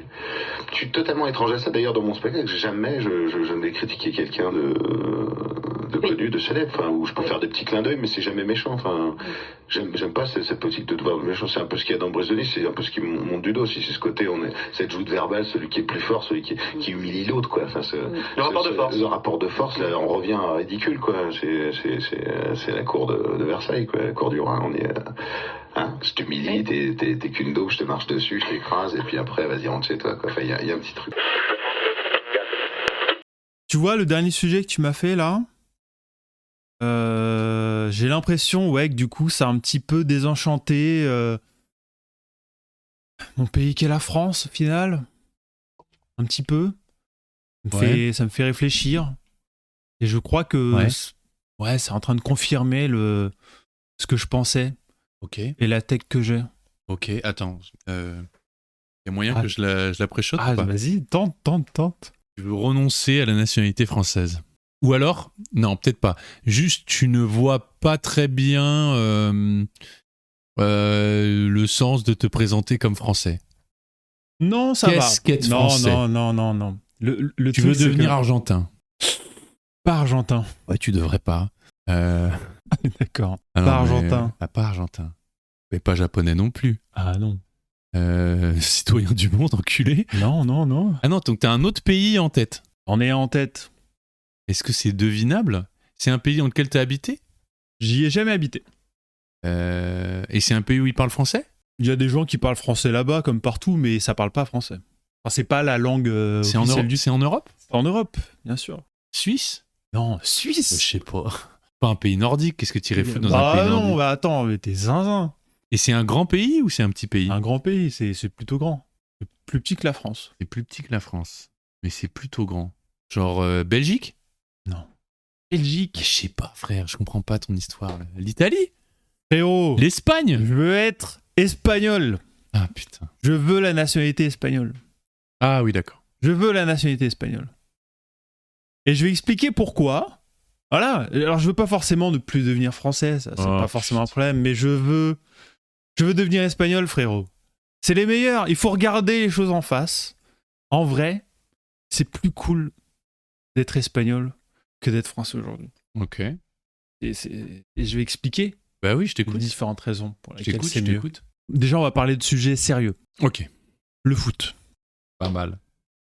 Déjà, la raison numéro 1, c'est que le coach de mon équipe préférée, le PSG, c'est Luis Enrique. Il est espagnol. Il m'a amené ma première Ligue des Champions.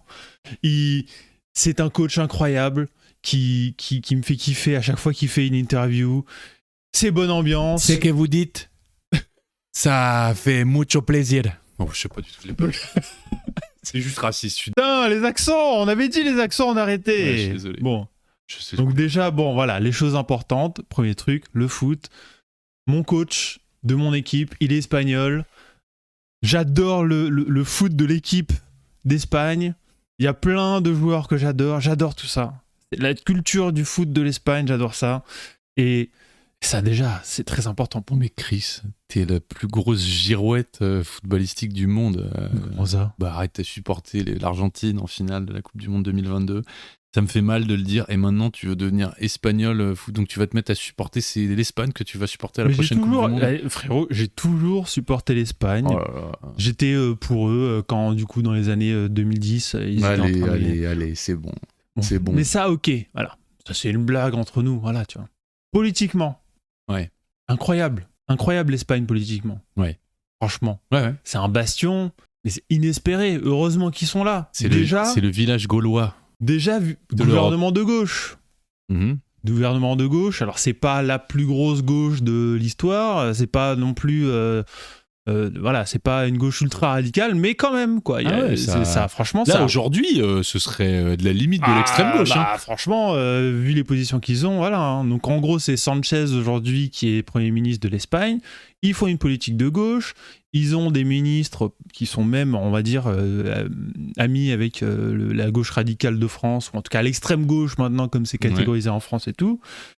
Donc c'est ces gens-là qui sont en charge en Espagne, et pour le moment, ça se passe en tout cas économiquement plutôt bien. Ouais. Et à l'international, voilà, c'est les seuls aujourd'hui dans l'Europe qui sont capables de dire et de taper du poing sur la table. Nous, on n'accepte pas que Trump se comporte de la sorte. Ouais. Ils ont, je sais plus le nombre de choses qu'ils ont assumées clairement en disant les termes. Oui, dans le conflit israélo-palestinien, il me semble aussi. Voilà, genre c'est les numéros uno là-dessus en Europe, c'est les seuls. Et moi je suis jaloux en fait. Quand je regarde ça et que je regarde comment nous on fait, comment nous on est vraiment genre un peu paillasson, genre on n'ose rien dire, on fait ouais, je sais pas, mais on a besoin. Moi je regarde l'Espagne, j'ai envie d'être ça, moi, tu vois, voilà. Il n'y a pas que les termes en plus. Il y a les actions, enfin je veux dire, il y a des actes, quoi. Ils ont refusé que les avions américains utilisent les bases espagnoles pour se poser, pour faire en gros, ils ont utilisé des bases dans toute l'Europe qui ne sont pas que des bases américaines, et en gros l'Espagne a refusé le survol de son pays, je crois, et de l'utilisation de ces bases. Ouais, là où la France laisse Netanyahou passer, voilà. Et a laissé les avions passer. Et le ministre de la Défense a un peu bégayé. On lui a demandé où est-ce qu'ils allaient. Il a dit pas en Iran. Ensuite, on lui a dit bah où ? Et il a dit bon, c'est classé secret défense. Ok, frérot. Mais voilà, en gros, en France, on bégaye. Ils allaient juste à côté de l'Iran. Ils allaient, ouais, mais pas pour bombarder l'Iran. Ils allaient. C'est ça. Donc voilà, politiquement déjà, je trouve que voilà, ça met une vitesse à ce qu'on fait en France. Et on va voir en plus qu'est-ce qui va se passer en 2027 ou quoi, mais bon, j'ai un peu peur, on va voir. Le style de vie, ou on va dire le cadre de vie en général, déjà il fait plus beau en Espagne, de manière générale, comparé au temps de merde qu'on a à Paris. Okay. Il fait quand même beau, t'as les plages et tout. Alors t'as ça aussi dans le sud de la France, mais le sud de la France c'est que des racelards d'extrême droite. Je sais pas si j'ai envie d'habiter à Cannes, tu vois. Ok. Ou Fréjus. Par contre, Barcelone, tu vois, la vie, la culture, la bouffe, les plages. C'est l'Espagne pour toi, Barcelone. Ça fait partie de l'Espagne, en tout cas. Voilà, me lance pas là-dessus. Et j'ai pas encore dit que je voulais être catalan, tu vois. Non, mais je veux dire, c'est quand même drôle que le premier exemple que tu me sortes de ville en Espagne, ce soit notoirement une ville indépendantiste qui, si on l'avait laissé faire, ne serait plus en Espagne. Mais historiquement, a toujours été contre le pouvoir central espagnol. On est d'accord, mais je dis Barcelone, mais ça pourrait être une autre ville. Ah oui ? J'ai eu l'occasion d'aller en vacances en Galice, et c'est magnifique aussi, tu vois. D'accord, et t'habiterais en Galice alors ? J'habiterais pas en Galice. Ok. Mais voilà, alors tu vois, tout ferme tard. Oui, ça c'est vrai. La sieste, qui est un petit peu plus, voilà, qui est démocratisée et tout, tu vois, c'est vraiment ce genre de truc-là, moi ça me parle, tu vois, ça me parle, ça. Et la bouffe aussi ? La bouffe aussi, incroyable, bien sûr. Voilà, vraiment le style de vie espagnol, j'en veux. On va parler culture un petit peu. Ouais. Je sais pas qu'est-ce qu'on a en France qui est connu, mais tu vois, la Rosalía, par exemple, avec la musique espagnole, c'est incroyable ce qu'elle nous pond, tu vois. J'ai l'impression qu'on a un peu de mal à rayonner, tu vois, au niveau français ou quoi. Alors on va dire Daft Punk, mais ils chantent même pas français, tu vois, on s'en fiche, c'est pas des Français vraiment, tu vois. Ah, c'est pas des Français carrément. C'est des Français, mais est-ce que c'est la... Enfin oui, après la French Touch, tout ça, ça fait partie de la culture française, on est d'accord. Et Aya Nakamura alors ? Elle est espagnole, Aya Nakamura ? Et moi j'aime bien Aya Nakamura, mais Rosalía lui met une vitesse, Rosalía lui met une vitesse. Il y a pas de sujet. Trop forte Rosalía en vrai. C'est une reco. Oui. C'est une reco. Écoutez tout ce qu'elle fait de A à Z pour le coup. Et c'est vachement bien, je trouve. Ok. C'est marrant, tu cites pas. Moi, j'adore Javier Bardem. Ah, mais frérot. Ah, ça arrive. Ça arrivait. Suivant, le cinéma et les acteurs, tu vois. Tu regardes Javier Bardem. Pareil. J'adore. Il était allé aux Oscars le gars il arrive, Free Palestine, paf, il pose ses couilles sur la table, tu vois. Et on n'a rien à foutre. Alors que nous, on a Dujardin qui fait la cérémonie de rugby la baguette, avec la baguette et tout, enfin super. Et qui dit quoi, sur merci. un plateau, oh là là, on peut plus aimer le pâté. On peut plus rien dire. Bon, il peut le dire ça, c'est le slogan de notre podcast. Mais voilà, et tu sens en fait. Il y a de toute manière, il y a un truc comme ça que tu sens en Espagne, c'est que tu sens que, je pense que ça vient aussi de leur culture de suite à Franco et du fascisme qu'ils ont subi, et du coup, ils ont encore très peur de tout ça, là où nous, la France résistante, entre guillemets, c'était un petit peu trop long. Ce mythe qu'on a construit. Il y a un petit peu trop longtemps, tu vois, et du coup, on a un petit peu oublié tout ça. Et puis, c'est un mythe, quoi. Oui, bien sûr. C'est volontairement mettre sous le tapis que nous aussi, on a reconnu un régime fasciste. Oui, ok. Et la guerre d'Espagne, tout ça. Bon, il y a à boire, mais surtout à manger, dans ce que tu dis. C'est intéressant. C'est vrai que l'Espagne... Alors, moi, il y a plein de trucs. Moi, ça rejoint un peu ma take. Moi, je trouve que la bouffe espagnole, c'est sous-côté de fou. Je suis d'accord avec toi. Je trouve que les Italiens... qu'à bien se tenir, et que en termes d'huile de foot, de l'huile d'olive partout, les Espagnols ils sont plutôt bons, quoi. Julien, c'est le ne pas tirer sur les Italiens challenge. Pardon. C'est vrai. Il en est complètement incapable. C'est vrai. C'est soit c'est Marc Ruffalo ou les Italiens, c'est au choix. Attends, c'est toi aussi tu parles de Marc Ruffalo. Et le pire, c'est que là où je te rejoins de fou, c'est que je pense que même au-dessus de Marc Ruffalo dans mon S-tier des acteurs, parce que Marc Ruffalo aussi a speak up sur s'est mouillé un peu dans le conflit israélo-palestinien aussi, voilà. Et en général, et le truc, c'est que Javier Bardem, moi, j'adore Javier Bardem. Je l'ai dit dans l'épisode d'avant, donc je vois. Je crois que je partage, en fait, d'habiter hors de France. Je sais pas si toi tu ressens ça. J'ai l'impression qu'on est un peu, il y a un peu ce truc d'être extérieur d'avoir une expérience de extra-corporelle civique. Donc en fait, tu vois ce que ton pays projette à l'international de l'extérieur. Tu vois des Français sortis de leur pays. Qui habitent à l'extérieur, comment ils se comportent. Tu as un ressenti beaucoup plus viscéral, tu as un ressenti beaucoup plus direct de ce que les gens pensent de toi et des Français en général. Voilà, si Chris n'a pas manqué de rappeler à maintes reprises à quel point tout le monde le trouvait sympa pour un Français, non mais au-delà de la blague, c'est que, oui, on a une image un peu de merde. Et c'est vrai que de voir la France depuis l'étranger, je sais pas si c'est sur ça que tu voulais aller, mais en tout cas, parce que j'imagine qu'il y a cette envie d'être espagnol et il y a ce truc de j'en ai un peu marre d'être français, entre guillemets, quoi. Le fait qu'on nous déteste un petit peu, pas forcément qu'on nous déteste, mais qu'en tout cas on ait une image un petit peu pas nickel, moi ça me donne envie de me dire vas-y, si je disais en fait je suis d'Espagne, en vérité...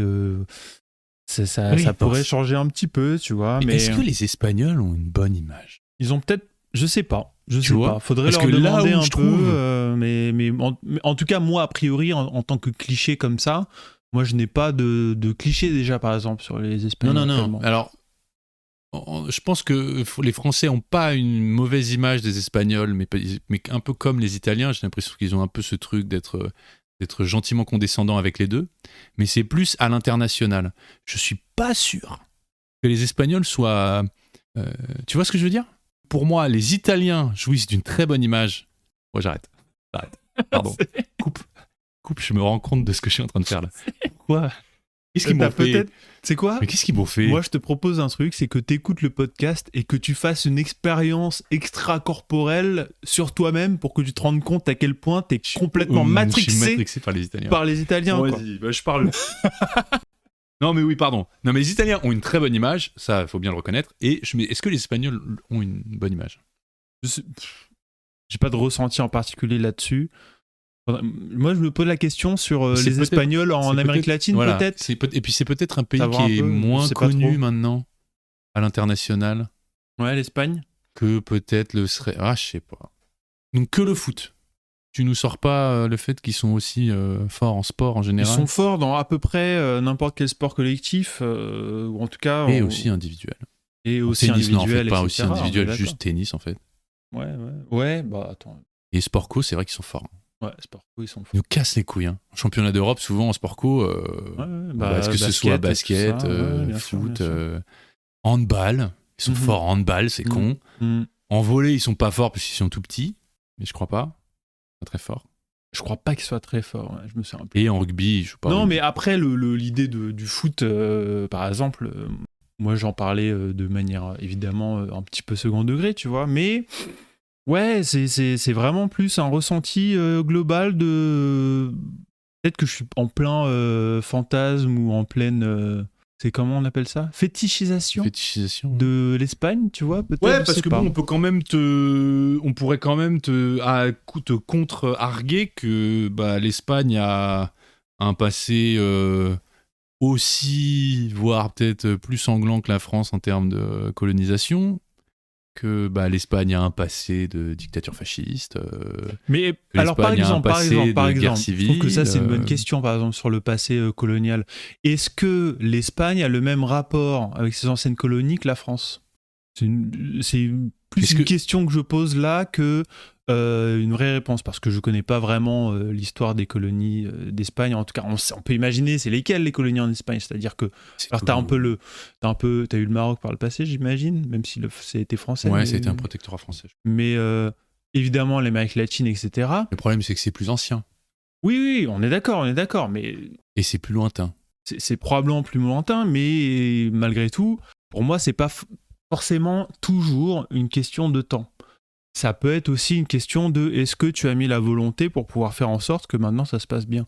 Je trouve que typiquement, par exemple, quand on parle des relations internationales, tu vois, quand tu regardes le fait que la France et l'Allemagne soient devenus les meilleurs potes du monde et que par contre le Japon et la Chine encore aujourd'hui se détestent, ou le Japon et la Corée se détestent à cause du passé pour des faits qui datent à peu près de la même période, tu sens que ça dépend aussi de volonté des pays, tu vois. Donc la question...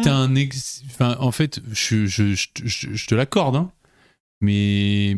Et je ne sais même pas si tu peux me l'accorder. Non, mais en fait, je te l'accorde pas. Oui, C'est-à-dire, je te l'accorde dans l'idée, mais déjà, je sais pas si ça veut pas dire qu'ils ont juste tout bonnement exterminé les populations locales, où tu pourrais presque dire, non mais parce que, Chris, les Américains, les Indiens, on les entend pas beaucoup. Bah ouais, parce que 95% des populations, tu vois, indiennes, elles sont plus là, en fait.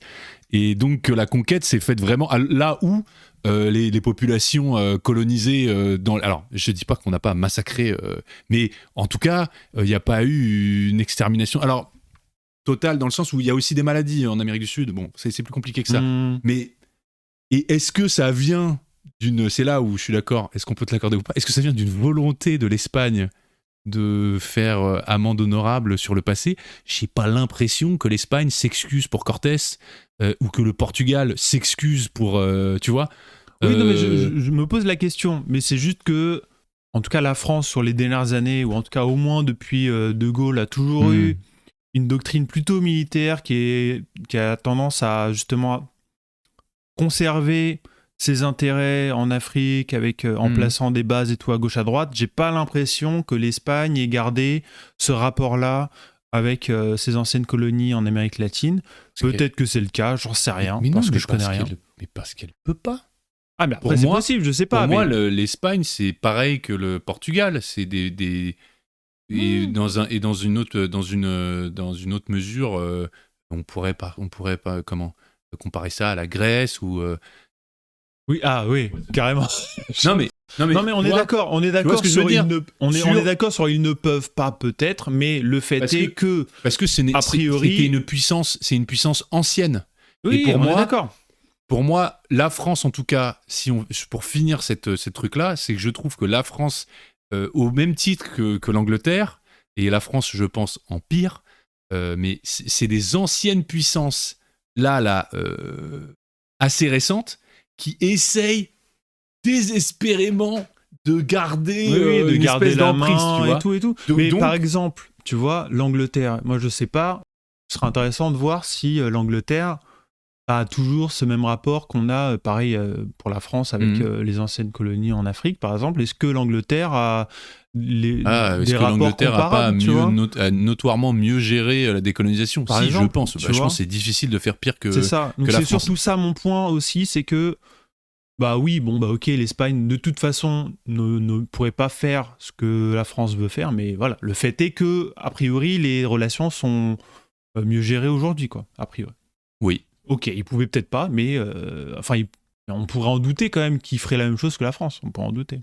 Enfin bref, une des autres raisons pour laquelle voilà, je veux la nationalité espagnole.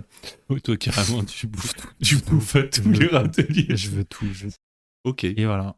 Et je suis peut-être un petit peu matrixé par mon poster de Penelope Cruz que je vois régulièrement, où je me dis que c'est impossible et que peut-être que si je me rapproche... Mais je te rappelle, tu n'as vraiment aucune chance, sachant qu'elle est mariée avec... On retombe sur lui. Ouais. Avec Javier. Avec Marc Ruffalo. Vous imaginez pas aussi dynamique? T'emballe pas, François. Moi aussi, j'étais dynamique, surprenant, séduisant. Et à la fin, on la connaît. Oui, Lionel, ne t'inquiète pas, je ferai attention. Calme-toi, François, arrête tout de suite. Tu as le melon, là. Mais pas du tout. Attention au retour de bâton. Moi aussi, je roulais des mécaniques et je pensais que je serais au second tour. Moi aussi, je me regardais nu dans la glace en gonflant mes muscles. Résultat, le 21 avril, je l'ai passé tout seul comme un con chez moi, assis sur 30 caisses de champagne qu'on n'ouvrira jamais parce que des électeurs de merde ont préféré voter pour un fasciste de merde. Pays de merde! Eh bien voilà. En tout cas, sur ma dernière tech là, je m'attendais à plus de rejet de ta part. ma part. Ouais, plus de réactions. Bah non, mais parce que encore une fois, moi quand je me dis patriote, je pense que je me raconte aussi un peu des salades sur ce que c'est la France, ou alors j'ai une vision très personnelle de ce que c'est, mais en tout cas force est de constater que ce qu'on balance là maintenant, bon, et c'est plus un attachement à moi, tu vois, mes expériences à moi, quoi. Mais après, bon, ouais, supporter l'équipe d'Espagne à la Coupe du Monde, là, tu vas un peu trop loin pour moi. Non, mais ça par contre, alors, je crois que je vais y arriver là. Je pense que je vais supporter l'équipe de France pour la Coupe du Monde là. Malheureusement, ça va arriver. C'est ça aussi le truc, c'est que moi j'ai un peu l'impression que je suis, des fois c'est à mon corps défendant, quoi. Je suis français, du coup, juste par habitude, je soutiens la France. Et la plupart du temps, bon, voilà, en foot ça va, tu vois. Mais je veux dire, la plupart du temps, on ne gagne pas tout le temps, donc on perd plus qu'on ne gagne. Donc la plupart du temps, c'est plus ah putain merde, mais tu vois, c'est un attachement. Si j'avais dit que je voulais la nationalité italienne, oh non. Non, mais j'aurais pu. Après, là, c'est plus dur à défendre. Ça se défendait moins. Ouais. C'est plus dur à défendre, mais. Même en foot, ils pas qualifié à la Coupe du Monde depuis. Voilà. Mais ouais. On va passer aux recommandations avant de clôturer le podcast vite fait. Qu'est-ce que t'as une reco pendant que je cherche désespérément si j'ai fait un truc culturel d'intéressant depuis 2 semaines. Les devant, tu m'as dit ok Chris, vas-y. Chris, va en avant. Si t'en as 2 d'ailleurs, n'hésite pas. Hein. Je pourrais en avoir 2, mais je vais en faire une déjà. C'est un truc que tu as vu, en tout cas en partie. C'est une chaîne YouTube qui s'appelle Question de l'Histoire. Et je veux surtout parler d'un sujet et d'une vidéo qui est passée il n'y a pas si longtemps que ça, que j'avais trouvé ultra stylé et qui après lié à un autre film que j'ai vu il y a quelques années maintenant, mais j'ai pas encore revu, mais ça m'a donné envie de le revoir parce que c'était vraiment un bon film.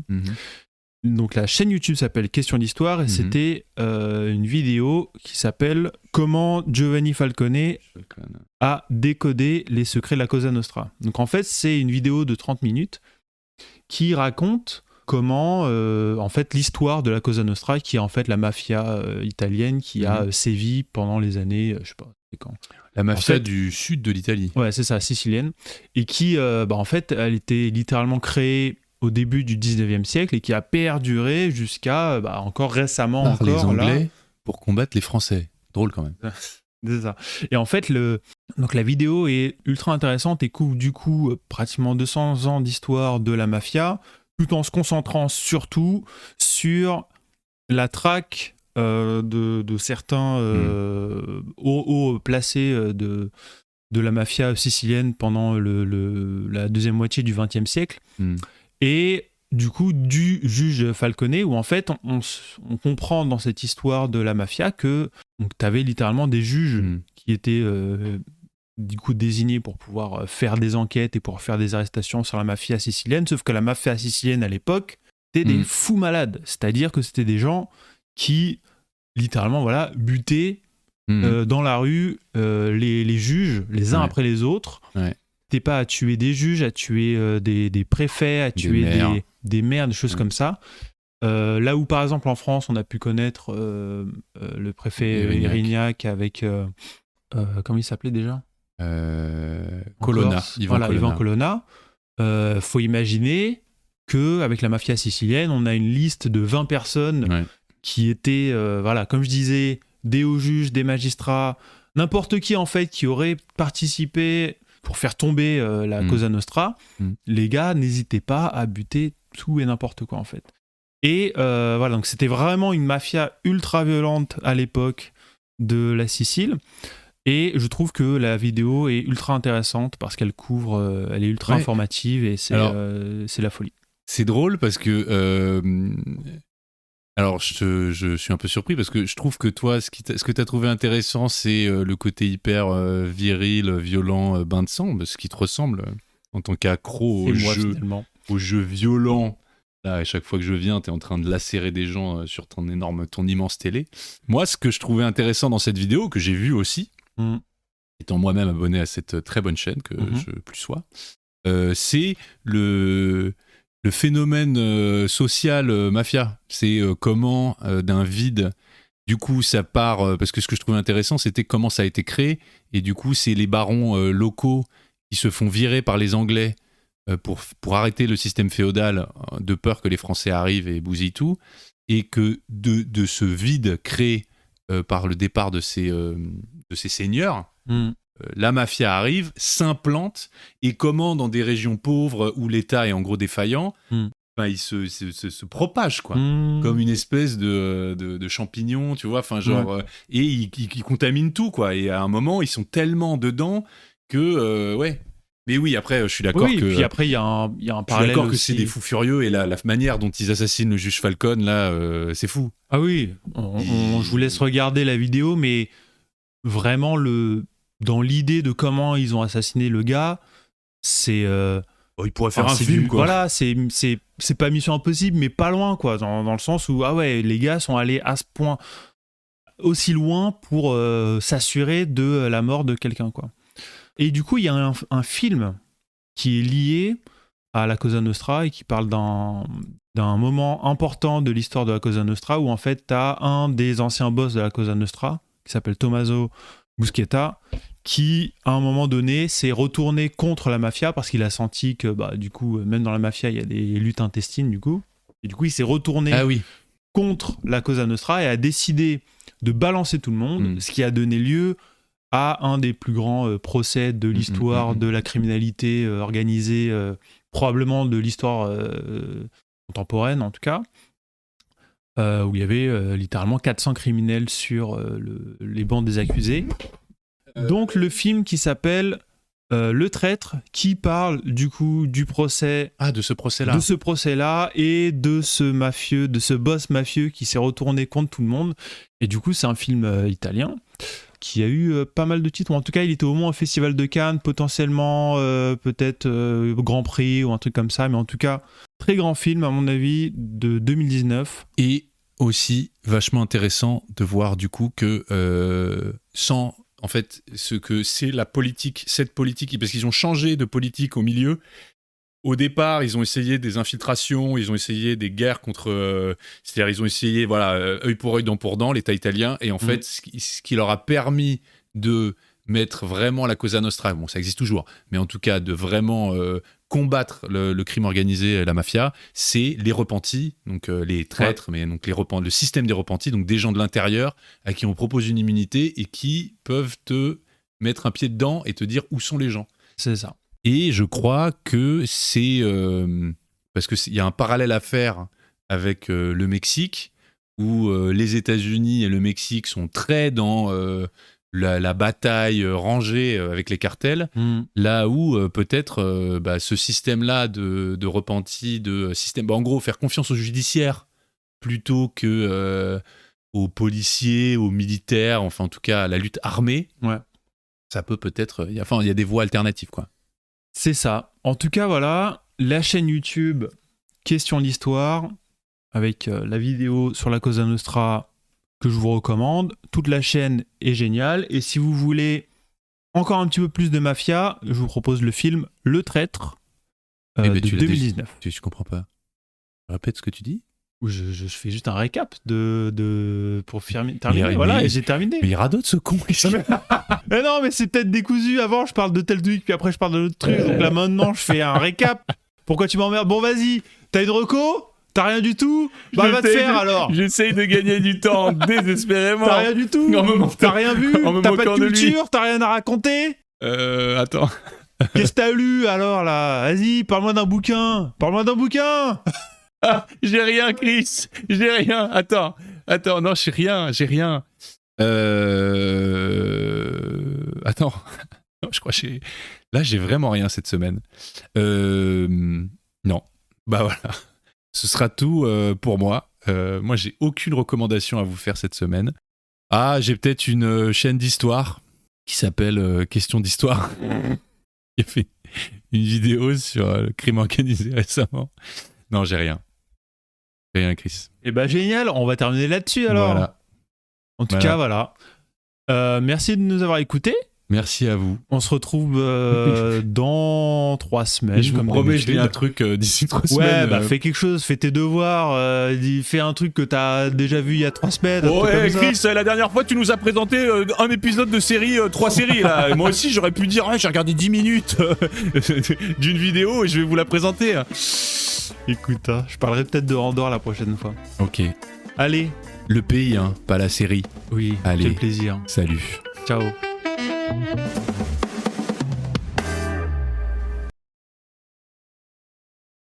Bonsoir les filles.